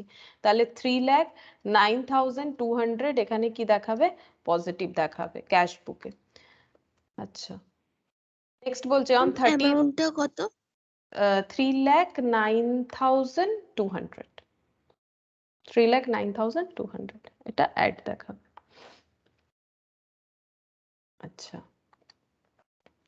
অন 30th মার্চ 2019, ঠিক আছে, আমরা কিন্তু 30th জুনের প্রিপেয়ার করছি, তো 30th মার্চের কথা বলছে, 30th March 2019 the company had entered into hire purchase agreement. Hire purchase এগ্রিমেন্টটা কিরকম হয়, হায়ার পারচেজ মানে হচ্ছে খানিকটা ইনস্টলমেন্টের মতো বলতে পারো। ইনস্টলমেন্টে আমরা কোনো কিছু পারচেজ করলে কি হয়, আমাদের ইনস্টলমেন্ট, যেমন ধরো আমি যদি কোনো একটা ধরো ল্যাপটপ কিনলাম, সেটাকে আমি ইনস্টলমেন্টে কিনলাম, ধরো ল্যাপটপটা 50,000 এর, আর সেই ইনস্টলমেন্টটা আমি 5,000 করে দেবো, তাহলে আমার 10 মান্থস আমি যদি ইনস্টলমেন্ট দিই তাহলে আমার ল্যাপটপটা যে পেমেন্ট সেটা কমপ্লিট হয়ে যাবে। তো এটাকে বলে ইনস্টলমেন্ট পারচেস। কিন্তু হায়ার পারচেস একদম এক্স্যাক্টলি ইনস্টলমেন্ট পারচেসের মতো হয় না। হায়ার পারচেস আর ইনস্টলমেন্ট পারচেস একটা ছোট্ট ডিফারেন্স থাকে। ডিফারেন্স হচ্ছে এটা কি, হায়ার পারচেজে কি হয় না, ওনারশিপ ট্রান্সফার হয় না। যখন যেমন ধরো আমি ল্যাপটপটা ইনস্টলমেন্টে কিনলাম, তো আমি যখন ল্যাপটপটা কিনছি তখন ল্যাপটপের যে ওনারশিপ, মানে ল্যাপটপের যত রকম যে লিগ্যাল ডকুমেন্টস আছে ওটা আমাকে দিয়ে দেওয়া হবে। আমি কিন্তু এখনো যার থেকে কিনছি, যে সেলার যে আমাকে সেল করছে, তাকে কিন্তু আমি এখনো পুরো পেমেন্ট করিনি। তাকে আমি হয়তো কিছুটা ডাউন পেমেন্ট করেছি, মানে অনেক সময় ডাউন পেমেন্ট করতে হয়। ধরো ল্যাপটপটা 80,000 এর, আমি সেখানে ডাউন পেমেন্ট করে দিয়েছি 30,000 এর, ঠিক আছে। এবারে বাকি 50,000 আমি কি করব, 10 ইনস্টলমেন্টে দেবো, 5,000 করে 10 মান্থস ধরে আমি পে করব। এই এই কথা আমার হয়েছে। কিন্তু আমার ল্যাপটপের ওনারশিপ আমাকে দিয়ে দিয়েছে। ওনারশিপ আমাকে দিয়ে দেওয়ার মানে হলো কি, ল্যাপটপটা কিন্তু আমার, ঠিক আছে। এর মাঝে আমি যদি ইনস্টলমেন্ট না দিতে পারি, যদি এরকম হয় আমি ইনস্টলমেন্ট দিলাম না, আমি ফেল করে গেলাম ইনস্টলমেন্ট দিতে, তো সে কিন্তু আমার ল্যাপটপটা আমার থেকে নিয়ে চলে যেতে পারবে না। আমার থেকে ল্যাপটপটা নিয়ে চলে যেতে পারবে না, বিকজ সে আমাকে ওনারশিপ ট্রান্সফার করে দিয়েছে। তাহলে তার তো লস হলো, এটা ভাবতেই পারি আমরা, যে আমি পেমেন্ট করলাম না, অথচ সে আমার ল্যাপটপটাও নিয়ে চলে যেতে পারবে না আমার থেকে, তাহলে সে রিকভার কিভাবে আমার থেকে করবে? তো তার জন্য আলাদা একটা ল আছে। প্রসিডস, মানে কিভাবে, মানে কারোর থেকে সেল প্রসিডস কিভাবে রিকভার করব তার উপর একটা অ্যাক্ট হয়। তো অ্যাকচুয়ালি এইটা কোর্টে সলভ হবে কেসটা, এইটুকু জেনে রাখো যে এই সিচুয়েশনটা কোর্টে সলভ হবে। সে তখন বলবে যে আমি ল্যাপটপটা সেল করেছিলাম, আমার ইনস্টলমেন্ট পে করা হয়নি, তাহলে সে কোর্ট, মানে এই ম্যাটারটা কোর্টে গিয়ে সলভ হবে। কিন্তু হায়ার পারচেজ এরকম হয় না। আমি যদি এই ল্যাপটপটাকে হায়ার পারচেজে কিনি, ঠিক আছে, আমি যদি এই ল্যাপটপটাকে হায়ার পারচেজ এগ্রিমেন্টে কিনি, তাহলে আমাকে সেই দিনকে কিন্তু ওনারশিপ ট্রান্সফার করবে না যেদিন আমি ডাউন পেমেন্ট দিয়ে চলে আসবো আর বলবো কি আমি 50,000টা 10টা ইনস্টলমেন্টে আপনাকে আমি পে করে দেবো। এটা বললেও সে কিন্তু আমাকে ওনারশিপ দেবে না, বিকজ আমি হায়ার পারচেজ এগ্রিমেন্ট করেছি। হায়ার পারচেজে কোন দিন ওনারশিপ ট্রান্সফার হবে, যেদিনকে আমি সমস্ত ইনস্টলমেন্ট ক্লিয়ার করে দেবো সেদিন আমার ওনারশিপ ট্রান্সফার হবে। আর আমি যদি কোনো রকম ভাবে ডিফল্ট হয়ে যায়, আমি যদি না দিতে পারি কোনো ইনস্টলমেন্ট, তাহলে কি করবে, আমার কাছ থেকে সে আমার ল্যাপটপটা নিয়ে চলে যাবে, ঠিক আছে। তাহলে তো যদি দোকান, মানে আমি যদি সেলারের পয়েন্ট অফ ভিউ থেকে দেখি, তাহলে সেলার তো সবসময় চাইবে কি আমি হায়ার পারচেজ এগ্রিমেন্টই করি, যাতে আমি যদি যে পারচেজার সে যদি ডিফল্ট হয়ে যায়, তাহলে সে ওই প্রোডাক্টটাকে তার বাড়ি থেকে নিয়ে চলে আসতে পারে, বিকজ ওনারশিপ ট্রান্সফার হয়নি। কিন্তু অ্যাকচুয়ালি এরকম হয় না। কিছু জিনিস, কিছু প্রোডাক্ট আছে যেগুলোর জন্য ইনস্টলমেন্ট পারচেজ অ্যাপ্লিকেবল হয়, কিছু প্রোডাক্ট আছে যার জন্য হায়ার পারচেজ অ্যাপ্লিকেবল করা হয়েছে। কিরকম, যেমন যেগুলো রিসেল ভ্যালু আছে সেগুলোর জন্য হায়ার পারচেজ এগ্রিমেন্ট করা হয়। যেমন ধরো মেইনলি হচ্ছে বড় বড় ভেহিকেল, যেমন ট্রাক, ঠিক আছে, ট্রাক হলো, বাস হলো, ঠিক আছে, এই ধরনের যে জিনিসগুলো হয় সেগুলোর জন্য হায়ার পারচেজ এগ্রিমেন্ট করা হয়। কেন, কেন ধরো ট্রাক অনেক, মানে অনেক টাকার ব্যাপার থাকে, ঠিক আছে। তো সে যদি ইনস্টলমেন্ট পে করতে না পারছে, তাহলে ট্রাকটা তার থেকে নিয়ে চলে এসে আবার সেটাতে কিছু মডিফিকেশন করে চাইলে রিসেল করা যায়। কিন্তু আজকের ডেটে একটা ল্যাপটপ, একটা অ্যাকোয়াগার্ড বা একটা ফ্রিজ, ঠিক আছে, এই ধরনের ছোটখাটো যে জিনিসগুলো, এগুলোর কিন্তু আজকের দিনে কোনো রিসেল ভ্যালু নেই। একসময় এগুলোরও রিসেল ভ্যালু ছিল, যখন এগুলো মানুষের হাতে হাতে ছিল না। যেমন মোবাইল, ঠিক আছে, আজকের ডেটে কেউ বলবে না কোনো সেলার কি আমি হায়ার পারচেজ এগ্রিমেন্ট করবো ওগুলো মোবাইল। তো ডেপ্রিসিয়েশন হয়ে যায়। হ্যাঁ, ওগুলো সে তো ট্রাকেও ডেপ্রিসিয়েশন হচ্ছে, হ্যাঁ না, এটাতেও ডেপ্রিসিয়েশন, ঠিক কথাই। ফিক্সড অ্যাসেট তো ট্রাকেও তোমার ডেপ্রিসিয়েশন হবে, কিন্তু ট্রাকটা একটা শক্তপোক্ত জিনিস, ঠিক আছে, সেটাকে তো কেউ চাইলে ওইভাবে নষ্ট করে দিতে পারে না। যে কিন্তু ধরো মোবাইলটা আমরা ইউজ করছি, মোবাইলটাকে ধরো এমন ব্যাডলি ইউজ করেছি, তার স্ক্রিন ভেঙে গেছে, তার এই হয়ে গেছে, সে মানুষ যে সেলার, সে বাড়ি নিয়ে গিয়ে সেটাকে করবেই কি, মানে সে দোকানে নিয়ে গিয়ে তার উপর আবার থেকে খরচা করে তাকে সেল করার ও কিছু রিসেল ভ্যালু পাবে না। কিন্তু এই যে বড় বড় ভেহিকেল, এগুলোর এত দাম হয় না, মানে খুব বড় বিজনেসম্যান হলে তারা একদম ডাইরেক্ট পারচেজ করে নেয়। কিন্তু বিজনেস রান করাবার জন্য যখন মানুষের 20-30টা ট্রাক লাগছে বা এরকম লাগছে, তখন মানুষ অনেক সময় না সেকেন্ড হ্যান্ড গুলো কিনতে থাকে, ঠিক আছে, সেকেন্ড হ্যান্ড কিনে নিলো, কিছুদিন ইউজ করলো, চালালো, আবার তো সেকেন্ড হ্যান্ড মার্কেট এইসব জিনিসের অনেক বেশি আছে। কিন্তু আজকের ডেটে কেউ মোবাইল সেকেন্ড হ্যান্ড কেনে না, কিন্তু এক সময় মানে কেনে না কেউই না এটা আমি বলবো না, সেটা তো মানুষের কাছে ফাইন্যান্সিয়াল কন্ডিশনের উপরে ডিপেন্ড করছে, কিন্তু আজকের দিনে এগুলো আর লাক্সারিয়াস জিনিস হলো না, বিকজ বাড়িতে সবারই মোটামুটি আছে এই জিনিসগুলো। কিন্তু এক সময় এই ফ্রিজটাও এক সময় ছিল লাক্সারি জিনিস, সেটাও মানে সবার বাড়িতে হতো না। টিভিটাও ছিল একটা লাক্সারি জিনিস, সবার বাড়িতে হতো না, সেটাও কালার টিভি তো হলে মানে বিশাল ব্যাপার, ব্ল্যাক এন্ড হোয়াইটই হতো, তাও হতো না সবার বাড়িতে। কিন্তু আজকের ডেটে কি হয়েছে, এইসব জিনিসগুলো মানুষের কাছে খুব ইজি হয়ে গেছে, সেই জন্য এগুলোর জন্য ইনস্টলমেন্ট পারচেস করে, কারণ এগুলোর কোনো রিসেল ভ্যালু নেই। সেই জন্য বলে যদি আমার ডিফল্ট হচ্ছে আমি কোর্টে গিয়ে কেস সলভ করব, আমি তার থেকে পেমেন্টটা রিকভারি করার চেষ্টা করব। কিন্তু যেগুলো এত বড় বড় জিনিস, যেগুলোর অনেক টাকার ব্যাপার, অনেক ইনস্টলমেন্টের ব্যাপার, সেগুলো কি হবে? ধরো ইনস্টলমেন্ট এখন অনেক দিন চলতো, 5 বছর বা কিছু, কিন্তু সে দিতে পারছে না, তখন কি হবে? তখন তার থেকে ওই ভেহিকেলটা নিয়ে চলে আসা হলো, সেটাতে যদি কোনো মডিফিকেশন লাগে মডিফিকেশন করা হলো, দিয়ে ওটাকে রিসেল করে দেওয়া হলো। সেই জন্য হায়ার পারচেজে ওনারশিপটা ট্রান্সফার করা হয় না। ওনারশিপ তখনই ট্রান্সফার করবে যদি সে ঠিক ভাবে প্রত্যেকটা ইনস্টলমেন্ট ক্লিয়ার করে দেয়।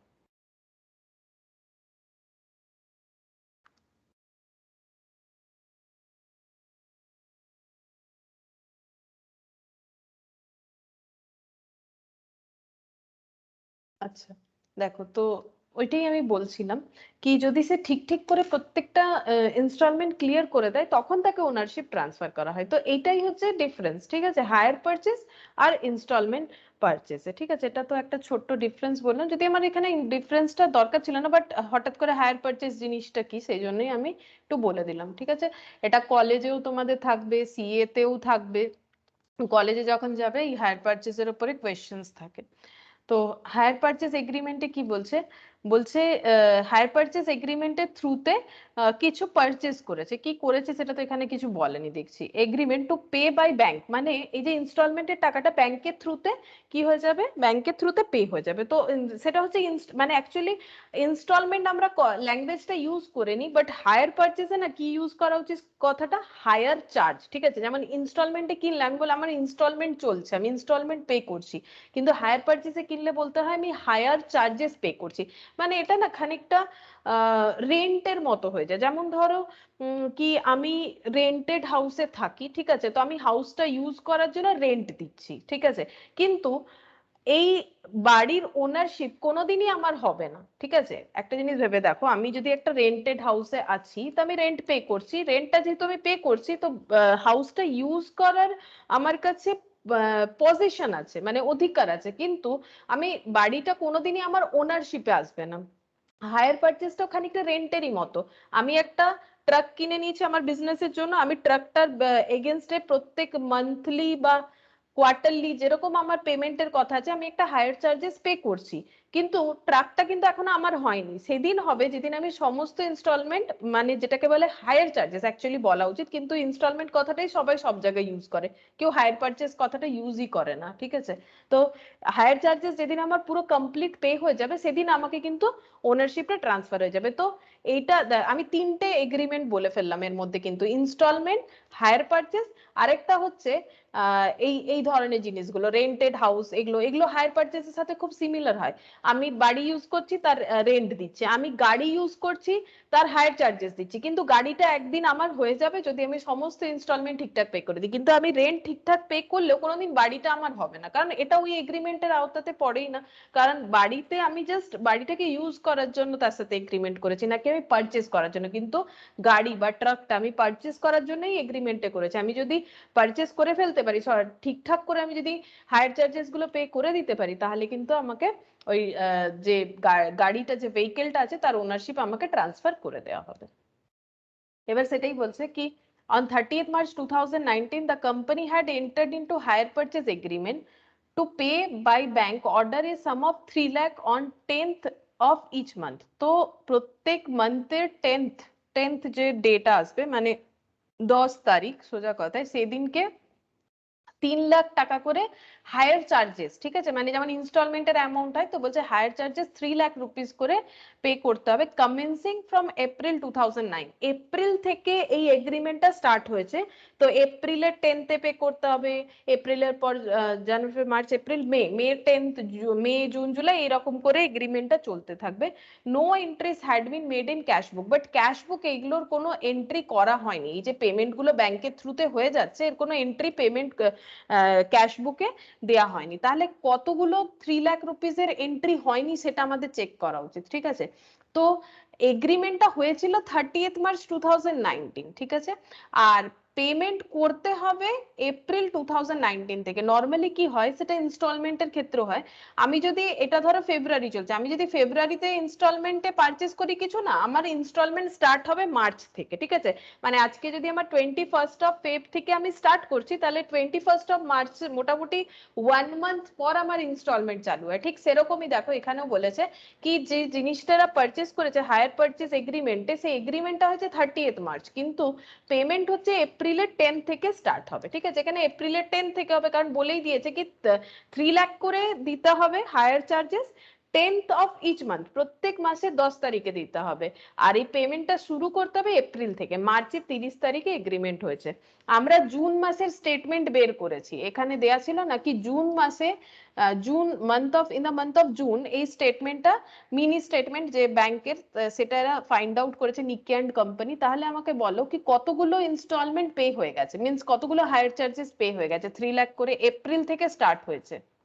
আমরা জুনে স্টেটমেন্টটা আউট করে মানে স্টেটমেন্টটা চেক করছি, তাহলে কতগুলো হায়ার চার্জেস পে হয়ে গেছে, একটা এপ্রিলের 10th হয়েছে, তারপরে মে 10th, ঠিক আছে, আর জুনের 10th, কারণ আমি জুনের 30th গিয়ে, এখানে বলেছে না জুনের 30th গিয়ে এরা মিনি স্টেটমেন্ট ফাইন্ড আউট করেছে, ব্যাংক স্টেটমেন্ট ফাইন্ড আউট করেছে, তাহলে কতগুলো পেমেন্ট হয়ে গেছে, কতগুলো ইনস্টলমেন্ট কাট হয়ে গেছে, এই দেখো, এই যে শোয়িং এ ফেভারেবল ব্যালেন্স ব্যাংক স্টেটমেন্ট বের করেছিল কত তারিখ, 30শে জুন, ঠিক আছে, 30th জুনে।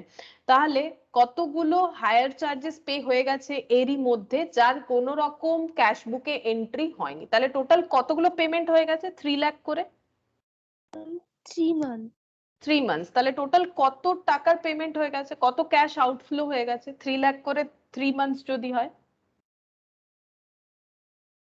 তিনটে 3 লাখ কত হবে, তিনটে 3 লাখ 9 lakh। 9 লাখ, তাহলে 9 লাখের ক্যাশ আউটফ্লো হয়ে গেছে, যেটার কিন্তু কোন রকমই ইনফরমেশন ক্যাশ বুক পর্যন্ত পৌঁছায়নি, পাসবুকে আছে, কিন্তু আমাকে ক্যাশ বুকের মতো ভাবতে হবে। তাহলে ক্যাশ বুকে 9 লাখ কি দেখাচ্ছে, 9 লাখ মাইনাস হবে। না, ভালো করে ভাবো, বলছে ব্যাংকের থ্রুতে এই পেমেন্ট গুলো হয়ে গেছে, ব্যাংকের সাথে লিংক ছিল, ব্যাংক অ্যাকাউন্টের সাথে প্রত্যেক 10th অফ ইচ মান্থ ওটা ডিডাক্ট হতে গেছে। প্লাস হবে কারণ এটা তো জানে না।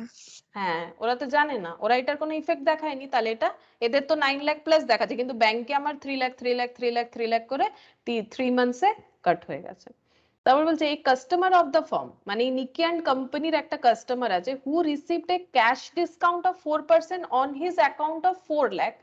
বলছে ক্যাশ ডিসকাউন্ট রিসিভ করেছে। ক্যাশ ডিসকাউন্ট আমি বলেছিলাম একদম বেসিক ক্লাস যখন হয়েছিল, দু রকম ডিসকাউন্ট হয়, ক্যাশ আর ট্রেড ডিসকাউন্ট। ক্যাশ ডিসকাউন্ট মানে হচ্ছে যখন কাস্টমার পে করতে যাচ্ছে, যদি কাস্টমারেরও মানে পেমেন্টে প্রম্পট পেমেন্ট হয়, প্রম্পট পেমেন্ট মানে হচ্ছে ম্যাক্সিমাম ক্ষেত্রে ডেটার থেকে পেমেন্ট রিকভার করাটা একটু টাফ হয়ে যায়, তো কোনো কাস্টমার যদি একদম টাইমে পেমেন্ট করে, তখন অনেক সময় কি বলে, ঠিক আছে আপনাকে আমি আরো কিছু ডিসকাউন্ট দিতে চাই কারণ আপনি একদম টাইমে পেমেন্ট করলেন, তো সেটাকে বলছে ক্যাশ ডিসকাউন্ট, যখন আমি বিলের এগেনস্টে পে করতে যাচ্ছি, ক্যাশ ডিসকাউন্ট অফ 4%, ঠিক আছে।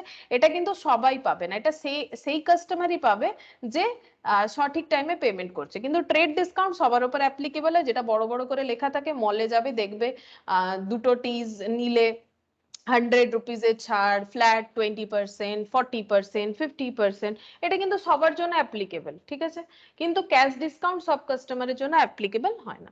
তো cash discount of 4% on his account of 4 lakh, ঠিক আছে, 4 লাখের একটা কিছু ট্রানজাকশন করেছিল, তার এগেনস্টে 4% ক্যাশ ডিসকাউন্ট হয়েছে। Paid the firm a cheque on 12th June. বলছে customer of the firm who received a cash discount of 4% on his account of 4 lakh, 4 লাখের এগেনস্টে 4% এর ডিসকাউন্ট পেয়েছে, ঠিক আছে customer, paid the firm a cheque on 12 June ও payment করেছিল Nicky and কোম্পানিকে থ্রু চেক, ঠিক আছে? কত? 4 লাখের চেক ওকে দেওয়ার কথা ছিল, কিন্তু ওকে 4% ডিসকাউন্ট দিয়ে দিয়েছে। The cashier erroneously entered the gross amount in the bank column of the cash book. মানে প্রবলেমটা কি হয়েছে? প্রবলেমটা হচ্ছে ওকে যদি 4% ডিসকাউন্ট দেওয়া হচ্ছে 4 লাখের এগেনস্টে, তাহলে ওকে কত টাকার চেক দিতে হবে নিকি অ্যান্ড কোম্পানিকে, সেটা ভাবতে হবে আমাদেরকে। 4 লাখের ওকে সেল করা হয়েছিল, কাস্টমারের থেকে 4 লাখ পাওয়ার কথা, কিন্তু নিকি অ্যান্ড কোম্পানি যদি ওকে 4% ডিসকাউন্ট দেয় আর ও যদি পেমেন্টটা চেকে করে, তাহলে নিশ্চয়ই 4 লাখের চেক ওর কাটবে না। চেকে যে অ্যামাউন্টটা লিখবে 4 লাখ লিখবে না। ওকে যদি 4% ডিসকাউন্ট দিচ্ছে, তাহলে কত অ্যামাউন্ট লিখবে 4% ডিসকাউন্ট দিয়ে, বলো? 4 লাখের 38,000 4,000 মানে এরকম হবে না, 4 লাখ তার উপর 4% ডিসকাউন্ট লাগাও, 16,000, 3,84,000, হ্যাঁ না? 16,000 এর ডিসকাউন্ট হয়ে যাবে, ঠিক আছে? তাহলে হয়ে গেল 3,84,000, 16,000ই হলো তো। 16,000 এর ডিসকাউন্ট, তাহলে 3,84,000। এবারে বলেছে কি দেখো, বলছে the cashier erroneously entered the gross amount in the bank column of the cash book. cash book এ যখন এন্ট্রি করছে ক্যাশিয়ার, ঠিক আছে? ক্যাশিয়ারের ক্যাশ বুক, সেখানে ক্যাশ কলাম আছে, ব্যাংক কলাম আছে। এবারে যে পে করছে যে কাস্টমার, সে কিন্তু চেকে পেমেন্ট করছে। তাহলে কাস্টমার থেকে টাকা নিচ্ছি, তাহলে এন্ট্রি কি হবে? আমি কাস্টমারের থেকে যদি টাকা পাই সেটাও চেকে, তাহলে হবে ব্যাংক অ্যাকাউন্ট ডেবিট। আর যে যাকে আমি ডেটার বানিয়ে রেখেছিলাম, সেই ডেটারকে আমি ক্যান্সেল করে দেবো, ব্যাংক অ্যাকাউন্ট ডেবিট টু ডেটার। তাহলে আমার কি লেখা উচিত? আমাকে লেখা উচিত ব্যাংক অ্যাকাউন্ট ডেবিট 3,84,000, ঠিক আছে? ডিসকাউন্ট অ্যালাউড ডেবিট করতে হবে 16,000, টু ডেটার করতে হবে 4 লাখ। তাই তো? এই এন্ট্রিটাই হওয়া উচিত। ভেবে দেখো, যখন জার্নাল এন্ট্রি শিখেছিলে এরকম এন্ট্রি তো আমরা কত করেছি, তাই না? এরকমই তো এন্ট্রি হবে না? আমি যেটা পেমেন্টটা পাচ্ছি সেটাকে আমরা কত লিখবো? ব্যাংক অ্যাকাউন্ট ডেবিট, সেটা তো এইটা দিয়ে হবে 3,84,000। ডিসকাউন্ট অ্যালাউড ডেবিট, সেটা কত হবে? 16,000 টু ডেটার, ঠিক আছে? ডেটার মানে কাস্টমার, কাস্টমার ডেবিট ছিল, যখন সেল করেছিলাম কি করেছিলাম? ডেটার টু সেল। এবার যখন পেমেন্ট নিচ্ছি, তাহলে পেমেন্ট যেটা নিলাম যেহেতু চেকের থ্রুতে, that's why bank account debit. যদি ক্যাশের থ্রুতে হতো ক্যাশ অ্যাকাউন্ট ডেবিট হতো টু ডেটার, ঠিক আছে? এবারে প্রবলেমটা কি হয়েছে? ক্যাশিয়ার ব্যাংক ব্যাংক কলামে তাহলে কত অ্যামাউন্ট যাওয়ার কথা? 3,84,000, কিন্তু কত দেখিয়ে দিচ্ছে? Gross amount. গ্রস অ্যামাউন্ট মানে 4 লাখটা দেখিয়ে দিচ্ছে উইদাউট ডিসকাউন্ট। তাহলে ক্যাশ বুকে কি প্রবলেমটা হবে? আমি পেয়েছি 3,84,000, বাট আমি দেখাচ্ছি 4 লাখ, তাহলে প্রবলেমটা কি হলো?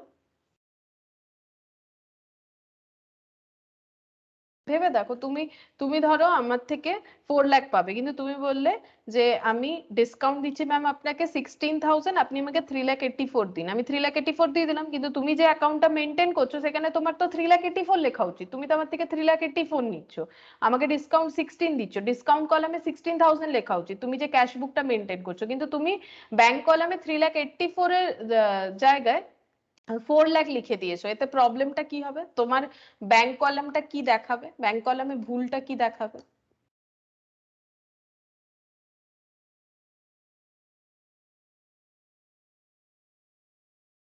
বলো, কিছু বোঝা গেল না পয়েন্টটা?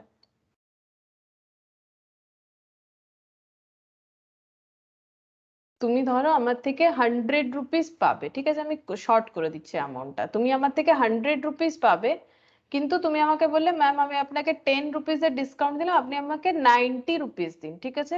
তো তোমার কাছে 90 রুপিসের হয়েছে, কিন্তু তুমি যখন তোমার অ্যাকাউন্টে এন্ট্রি করছো তুমি 90-র জায়গায় 100 দেখাচ্ছ, তাহলে ভুল কত? কি ভুল দেখাবে অ্যাকাউন্টে, বলো?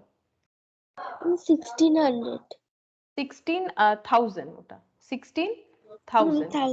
হ্যাঁ, তাহলে 16,000 এর রং হবে অ্যামাউন্ট, কিন্তু ক্যাশ বুকে ওটার ইম্প্যাক্টটা কি আসবে? 16,000 অ্যামাউন্ট আমি ফাইন্ড আউট করলাম, যেটা আমার এরর হচ্ছে, বাট এই এররের জন্য ক্যাশ বুকে ইম্প্যাক্টটা কি হবে? আমি ক্যাশ বুকে 16,000 কি করে ফেলেছি? মাইনাস। ভেবে দেখো, মাইনাস হবে কি? আমি ক্যাশ বুকে 16,000 কি কম দেখিয়ে দিলাম না বেশি দেখিয়ে দিলাম?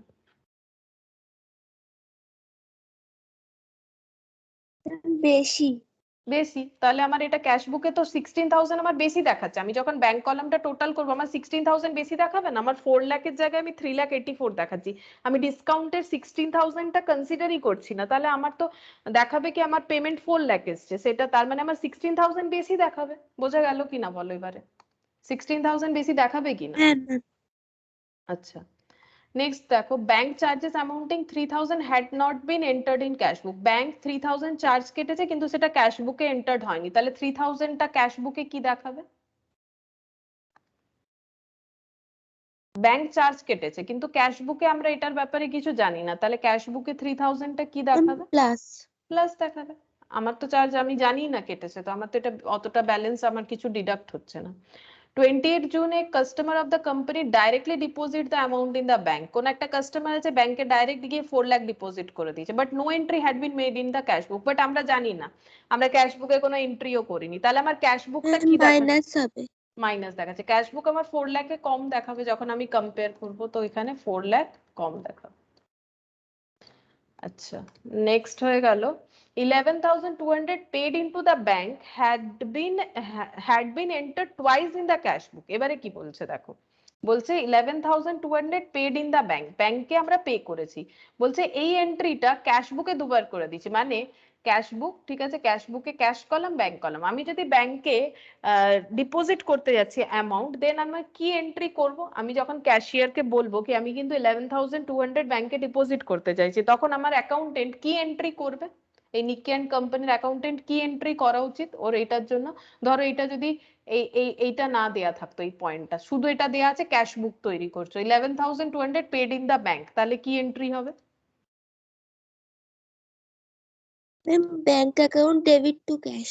হ্যাঁ, ব্যাংক টু ক্যাশ হয়ে যাবে, যেটাকে কন্ট্রা এন্ট্রি হবে এবার, ব্যাংক টু ক্যাশ, ঠিক আছে, 11,200 কন্ট্রা এন্ট্রি হবে, কারণ আমরা যখন এখানে পুট করব তখন একবার লিখবো বাই ব্যাংক বলে ক্যাশ কলামে লিখবো 11,200, আর টু ক্যাশ বলে ব্যাংক কলামে লিখবো 11,200 দিয়ে এখানে সি বলে একটা লিখে দেবো, বিকজ এটা কন্ট্রা এন্ট্রি হচ্ছে, ঠিক আছে। তো বলছে এটা এই এন্ট্রিটা দুবার করে ফেলেছে, এই এন্ট্রিটা দুবার করে ফেলেছে, bank account debit to cash, bank account, মানে আবার এখানে এরকম করে দিয়েছে বাই ব্যাংক আর টু ক্যাশ, ঠিক আছে, 11,200। তাহলে এটার ইফেক্টটা কি হবে? তাহলে ফার্স্ট টাইম যেটা লিখেছে সেটা তো ঠিক আছে, ফার্স্ট যে এন্ট্রিটা হয়েছে ওতে তো কোনো মাইনাস প্রবলেম, হয়ে যাবে। মাইনাস হয়ে যাবে। আচ্ছা দেখো একটুখানি ভাবো, দেখো প্রথমে যখন এন্ট্রি করেছে, এন্ট্রি কিন্তু কিছু ভুল করেনি, এন্ট্রিটা ঠিকই করেছে কিন্তু দুবার করে দিচ্ছে, তাহলে প্রথমবার দেখাচ্ছে কি আমরা 11,200 ব্যাংকে দিতে যাচ্ছি, ঠিক আছে, তাহলে আমার ক্যাশ বুকটা কি দেখাচ্ছে? ক্যাশ বুকের আমার ক্যাশ কলামটা কি দেখাবে? কম, আমার ক্যাশ আউটফ্লো হচ্ছে, কিন্তু আমি ক্যাশ আউটফ্লো কত দেখিয়ে দিয়েছি?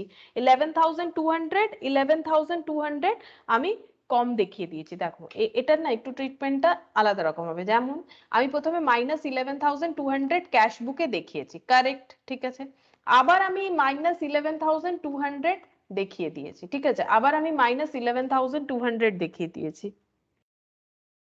তো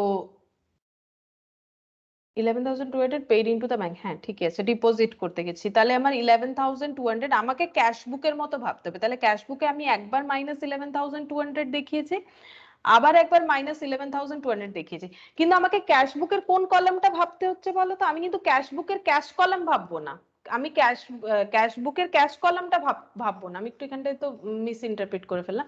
ক্যাশ বুকে আমাকে সবসময় কোন কলামের সাথে চেক করতে হবে? বিআরএস এ পাস মানে ব্যাংক কলাম, ঠিক আছে, ক্যাশ কলাম না, আমাকে সবসময় ব্যাংক কলামটা ভাবতে হবে। তাহলে ব্যাংক কলামে আমার কি হচ্ছে? আমার এন্ট্রিটা কি ছিল? ব্যাংক টু ক্যাশ, ঠিক আছে, তাহলে আমার এখানে ব্যাংক কলাম যেটা আছে ব্যাংক টু ক্যাশ, একবার টু ক্যাশ হয়েছে 11,200, আবার একবার টু ক্যাশ হয়ে গেছে 11,200, ঠিক আছে, তাহলে আমার ক্যাশ বুকে কি হয়েছে? ক্যাশ বুকে আমার ব্যাংকটা ডেবিট দেখাচ্ছে কিন্তু সেটা দুবার দেখাচ্ছে, তাহলে আমার 11,200 আমি যেটা দুবার ডিপোজিট এন্ট্রি করে দিয়েছি তার জন্য আমার ক্যাশ বুকে কি এফেক্ট হবে সেটা আমাদেরকে ভাবতে হবে, ঠিক আছে। তাহলে ক্যাশ বুকে আমার কি হবে? 11,200 একবার আমি ডিপোজিট করেছি, তাহলে আমার ব্যাংক কলামটা বেশি দেখাচ্ছে, ভেবে দেখো, আমার প্লাস ব্যাংক হবে। প্লাস হবে, আমার ব্যাংক কলামটা দুবার 11,200 চলে গেছে, একবার তো ঠিক আছে, তাহলে আমার বেশি কত দেখাচ্ছে? কি আমার 11,200 বেশি দেখাচ্ছে না আরো কিছু বেশি দেখাচ্ছে? এটা ভাবো, মানে আমি এটা বলতে চাইছি ধরো আমি 10 রুপিস ব্যাংকে দিয়েছি, 10 রুপিস আমার বিজনেস থেকে আমি আমার ব্যাংক অ্যাকাউন্টে ট্রান্সফার করেছি, কিন্তু আমি ভুল করে দুবার 10 দেখিয়ে দিয়েছি, ঠিক আছে? তো একবার 10টা তো আমার ঠিক আছে, তাহলে আমার রং অ্যামাউন্ট কোনটা আগে আমি এটা ভেবে নিই, তারপর ভাববো প্লাস হবে মাইনাস হবে। আমার রং অ্যামাউন্ট কত, 20 না 10? আমি দুবার দেখিয়ে দিয়েছি, তাহলে আমার রং অ্যামাউন্ট কত, 20 না 10? আমাকে তো 10 10 একবার দেখাতেই হতো। তাহলে 11,200 আমার রং, না আমার এর ডাবল রং? 11,200 অবভিয়াসলি আমার রং অ্যামাউন্ট। তাহলে আমার অ্যামাউন্টটা কত আসছে, 11,200 আমার ক্যাশ বুকে কি দেখাচ্ছে, বেশি দেখাচ্ছে ব্যাংক কলামে, তাই তো? বোঝাতে পারলাম কি আমার 11,200 ক্যাশ বুকের ব্যাংক কলামে বেশি দেখাচ্ছে। আচ্ছা, a debit of 11 lakh appeared in the bank statement for an unpaid check, ঠিক আছে? এটা আবার আলাদা জিনিস বলছে, a debit of 11 lakh appeared in the bank statement, bank statement একটা 11 লাখের ডেবিট দেখাচ্ছে, মানে ক্যাশ আউটফ্লো দেখাচ্ছে। ডেবিট মানে ক্যাশ আউটফ্লো, কেন বললাম, কারণ ব্যাংক স্টেটমেন্ট যেটা আমরা ফাইন্ড আউট করেছিলাম না, সেই ব্যাংক স্টেটমেন্টে দেখাচ্ছে কি 11 লাখের একটা ডেবিট হয়েছে, মানে নেগেটিভ, মানে আউটফ্লো হয়েছে ফর অ্যান আনপেড চেক, ঠিক আছে? একটা চেক যেটা আনপেড ছিল, which had been returned marked out of date, সেটা আবার রিটার্ন হয়ে গেছে মার্ক আউট অফ ডেট, মানে ওটা হচ্ছে আউটডেটেড চেক হয়ে গেছে, তো ওইটা অ্যাকসেপ্টেবল হচ্ছে না। The cheque had been redated by the customer, তো কাস্টমারকে আবার ওটার জন্য বলা হয়েছে যে আপনি যে চেকটা দিয়েছেন ওটা আউটডেটেড হয়ে গেছে, আপনি ওই চেকটাকে ডেটটা আবার রিডেটেড করে দিন, রিডেটেড করলে চেকটা অ্যাকসেপ্টেড হয়ে যাবে। The cheque had been redated by the customer and paid into the bank, দিয়ে কাস্টমার ওটাকে ঠিক করে আবার ব্যাংকে পে করে দেয়, কিন্তু 5th জুলাইতে পে করে। আমরা তো 30th জুনের স্টেটমেন্ট নিয়ে এসেছি, কিন্তু কাস্টমার এই মানে রেকটিফাই করে নিয়েছে যে প্রবলেমটা ছিল, কিন্তু ওটা করেছে 5th অফ জুলাই 2019, ঠিক আছে? তাহলে আমাদেরকে এটা আইডেন্টিফাই করতে হবে কি আমার ক্যাশ বুকে কি দেখাচ্ছে। তো আমি আরেকবার পড়ে বলছি ব্যাপারটা, বলছে a debit of 11 lakh appeared in the bank statement for an unpaid cheque which had been returned marked out of date, কারণ আউট অফ ডেট চেক ছিল, সেই কারণে টাকা ব্যাংক থেকে ডিডাক্ট হয়ে গেছে, ঠিক আছে? কার্নিকি অ্যান্ড কোম্পানির 11 লাখ, ঠিক আছে? 11 লাখ ডিডাক্ট হয়ে গেছে।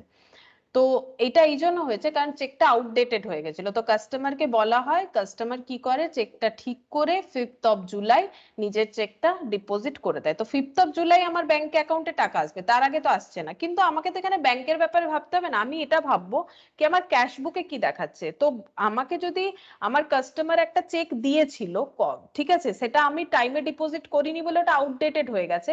তো কাস্টমার যদি আমাকে একটা চেক দিয়েছিল 11 লাখের, হতে পারে কাস্টমারই আউটডেটেড চেক দিয়েছিল, তাই আমি ওকে ইনফর্ম করলাম, ও ওটার ডেটটা মডিফাই করে আবার ওটাকে ডিপোজিট করেছে। তো 11 লাখের আমি যখন চেকটা ডিপোজিট করতে গেছি, তখন আমি নিশ্চয়ই আমার অ্যাকাউন্টেন্টকে বলে গেছি কি আমি 11 লাখের একটা চেক পেয়েছি, সেটা ডিপোজিট করতে যাচ্ছি। চেকটা ডিফল্ট হয়ে গেছে সেটা আলাদা কথা, চেকটা রিটার্ন মানে ব্যাংকের তরফ থেকে রিটার্ন চলে এসছে, আর আউটডেটেড বলেছে, ব্যাংক রিজন দেখিয়েছে কেন চেকটা অ্যাকসেপ্টেড হয়নি, আউটডেটেড চেক ছিল, অ্যাকসেপ্টেড হয়নি। তখন আমরা আমাদের কাস্টমারকে জানাতে কাস্টমার সেটাকে রেকটিফাই করে দিয়েছে। কিন্তু আমার ক্যাশ বুকে এটার ইম্প্যাক্ট কি হবে, আমি যদি চেক নিয়েছিলাম আমার কাস্টমার থেকে, তাহলে আমার ক্যাশ বুকে ওটার ইম্প্যাক্ট কি হবে? 11 লাখে প্লাস। প্লাস, ঠিক আছে, এটা প্লাস হবে। বাস, আর তো কিছু ছিল না। এবারে আমরা এটাকে লিখে নিই, অ্যাড, ম্যাক্সিমাম সব অ্যাডই আছে এখানে, তো অ্যাডের জন্য জায়গা বেশি লাগবে। আচ্ছা,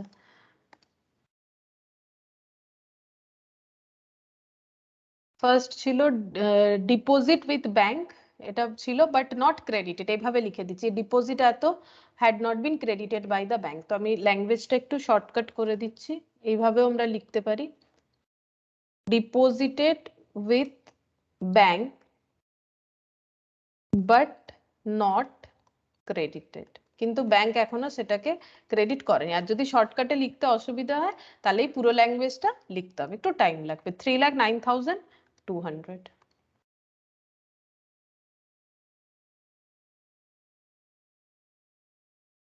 আচ্ছা, নেক্সট বলেছে ওই হায়ার পারচেজের এগ্রিমেন্টটা 3 লাখ করে, ওটা কিন্তু 3 months 9 লাখ হয়ে যাবে। তাহলে আমি লিখছি এখানে payment of hire purchase instalments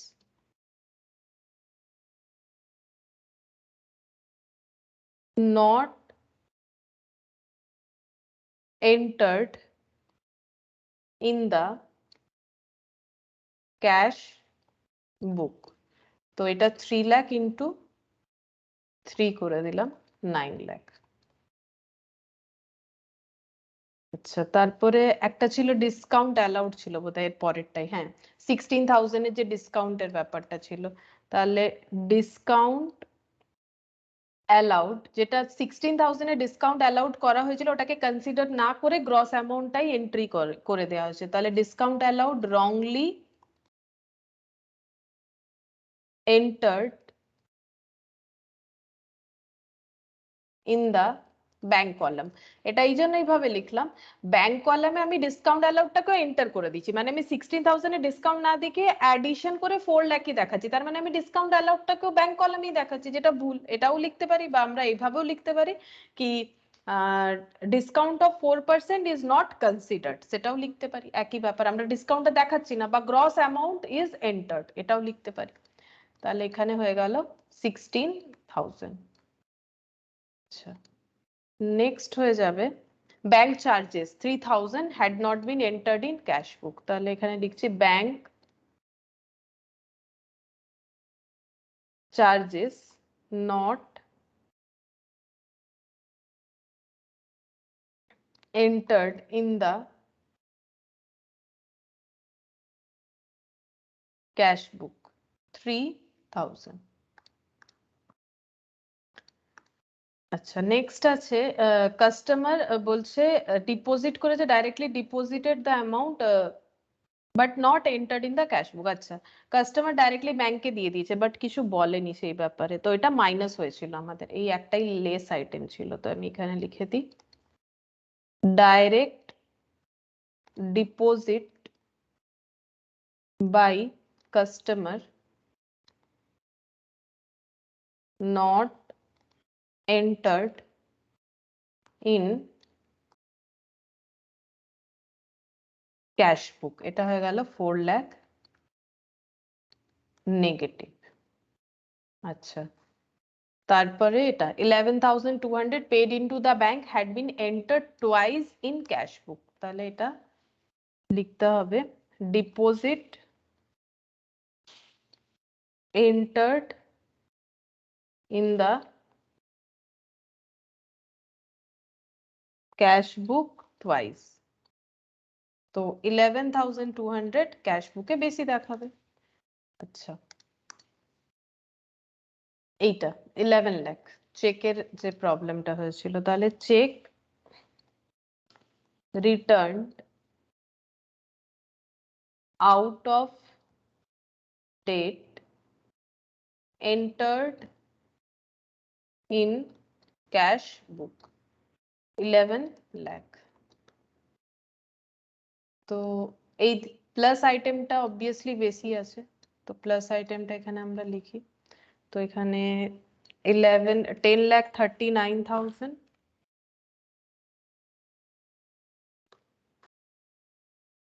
10,39,000 30 lakh 3,09,200 9 lakh 16,000 আর 3,000 মানে হয়ে গেল 19,000 11 lakh 11,200 33,78,400 পজিটিভ ব্যালেন্স আছে, তাহলে 33,78,400, এখানে আছে -4 লাখ, তো 4 লাখ মাইনাস করার পর ব্যালেন্স কত পড়ে থাকবে, এদিকেই চলে আসবে ব্যালেন্সটা, বিকজ এটা হায়ার অ্যামাউন্ট আছে, তাহলে 29,78,400 অ্যাডজাস্ট করলে, তাহলে এটা আমার কি এলো, ব্যালেন্স এলো, তাহলে আমি লিখবো ব্যালেন্স, ঠিক আছে, অ্যাজ পার, আমরা ক্যাশ বুক ভেবে করেছি, তাহলে অ্যাজ পার হয়ে গেল পাসবুক, ঠিক আছে, যেহেতু এটা পজিটিভ ব্যালেন্স এসছে, কারণ আমার পজিটিভ বেশি ছিল নেগেটিভ কম ছিল, তো আমার যে আনসারটা এলো ওটা পজিটিভ এসছে, তাহলে আমি এটাকে কি কি লিখতে পারি, আমি এখানে এটাকে লিখতে পারি ব্যালেন্স অ্যাজ পার, এটা লিখবো, এটা কি ছিল, অ্যাজ পার পাসবুক ছিল, সরি আমি এখানে আবার পাসবুক লিখে ফেললাম কেন, ব্যালেন্স অ্যাজ পার ক্যাশ বুক, আমরা যেটা ভেবে করছি সেটাই তো আমার আনসার আছে না, পাসবুক আমার গিভেন আছে, তাই তো আমি ক্যাশ বুকের মতো ভাবছি, তাহলে ব্যালেন্স অ্যাজ পার ক্যাশ বুক এলো, এটার মানেই হচ্ছে কি ব্যালেন্স, ডেবিট বা ফেভারেবল, ঠিক আছে, পাস ক্যাশ বুকের ব্যালেন্স মানে কিন্তু positive or debit or favourable balance.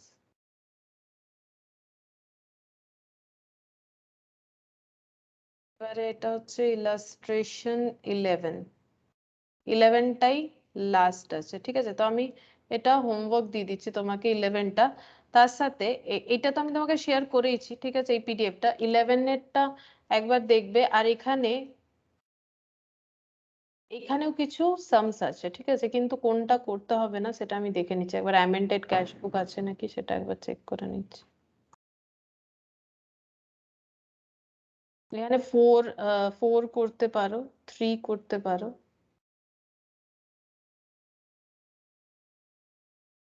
To prepare a statement reconciling it with bank passbook to make appropriate adjustment the cash book and আচ্ছা এইটা 2, হ্যাঁ সবগুলোই করতে পারো, ক্যাশ অ্যামেন্ডেড ক্যাশ বুক না করলেও অসুবিধা নেই, মানে যেটা বলেছে এটা ছেড়ে দেবে। এটা তোমার, আমি তো দেখিনি তোমার সিলেবাস এটা আছে কি বলে, আমি তো দেখলাম যে নেই আমার যতটা মনে হচ্ছে, ঠিক আছে। অ্যাডজাস্টেড ক্যাশ বুক এটা একবার চেক করে নেবে তো তোমার মানে যে স্কুলের বই বা যেটা আছে কি অ্যাডজাস্টেড ক্যাশ বুক আছে কি নেই, যদি আছে তাহলে আমি নেক্সট দিন করিয়ে দেবো, আর যদি নেই তাহলে এই মুহূর্তে করাচ্ছি না, পরে করিয়ে দেবো। তো নর্মাল ক্যাশ বুক আছে শুধু। শুধু নর্মাল ক্যাশ বুক আছে, আমিও তাই দেখলাম, ক্যাশ বুক বলছি বিআরএস, নর্মাল বিআরএস এই আছে, ঠিক আছে। তো অ্যাডজাস্টেড ক্যাশ বুক মানে এখানে কি বলতো, এখানে বিআরএস টা রেডি করার আগে ক্যাশ বুকটাকে অ্যাডজাস্ট করতে, ওটা আলাদা একটা কনসেপ্ট হয়। তো তুমি এই প্র্যাকটিক্যাল কোয়েশ্চেন যে 1 থেকে 4 আছে এইটাও হোমওয়ার্ক করতে পারবে, অ্যাডজাস্টেড ক্যাশ বুক না করলেও আমাদের আনসারে কোনো ডিফারেন্স আসে না সেইভাবে, তখন দুটো আনসার আসে, ঠিক আছে। তোমাকে ওটা এই মুহূর্তে জানতে হবে না, তুমি প্র্যাকটিক্যাল কোয়েশ্চেনে 1 2 3 4 এগুলো সবই করতে পারবে, শুধু এই কথাটা অ্যাভয়েড করে যাবে, এটার সাথে তোমার কোনো লিঙ্ক নেই। যে এখানে লেখা আছে কি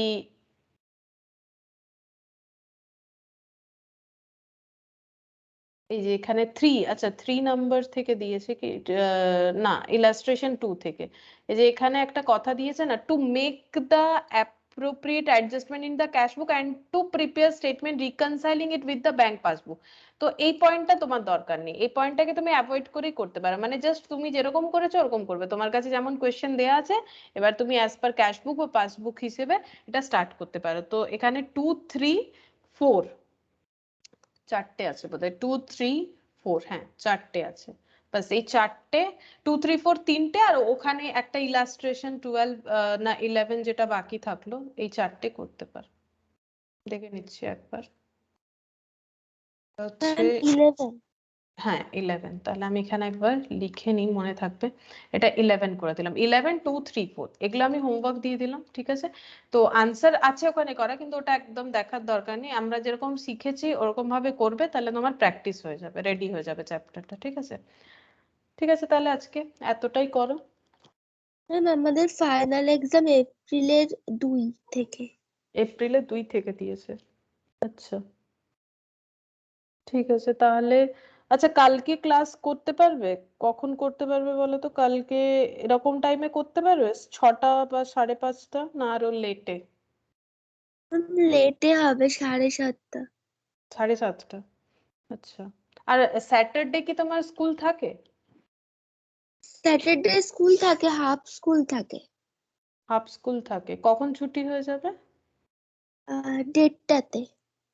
1:30টাতে হয়ে যাবে, কিন্তু আমার তো 5টা থেকে ক্লাস থাকে, তাহলে সন্ধেবেলা তো তোমার হবে না, না স্যাটারডে 7:30টায় হয় না তো তোমার, ডান্স ক্লাস থাকে না। হ্যাঁ। আর যদি স্যাটারডে মর্নিং এ তুমি কখন স্কুল যাও? 11টা? হ্যাঁ না, 10:30টার মধ্যে তো চলে যেতে হয়। ও 10:30টার মধ্যে চলে যেতে হয়, আচ্ছা। তাহলে অন্য অন্য দিন 7টার সময় দিলে হবে সন্ধেবেলা। হ্যাঁ ম্যাম।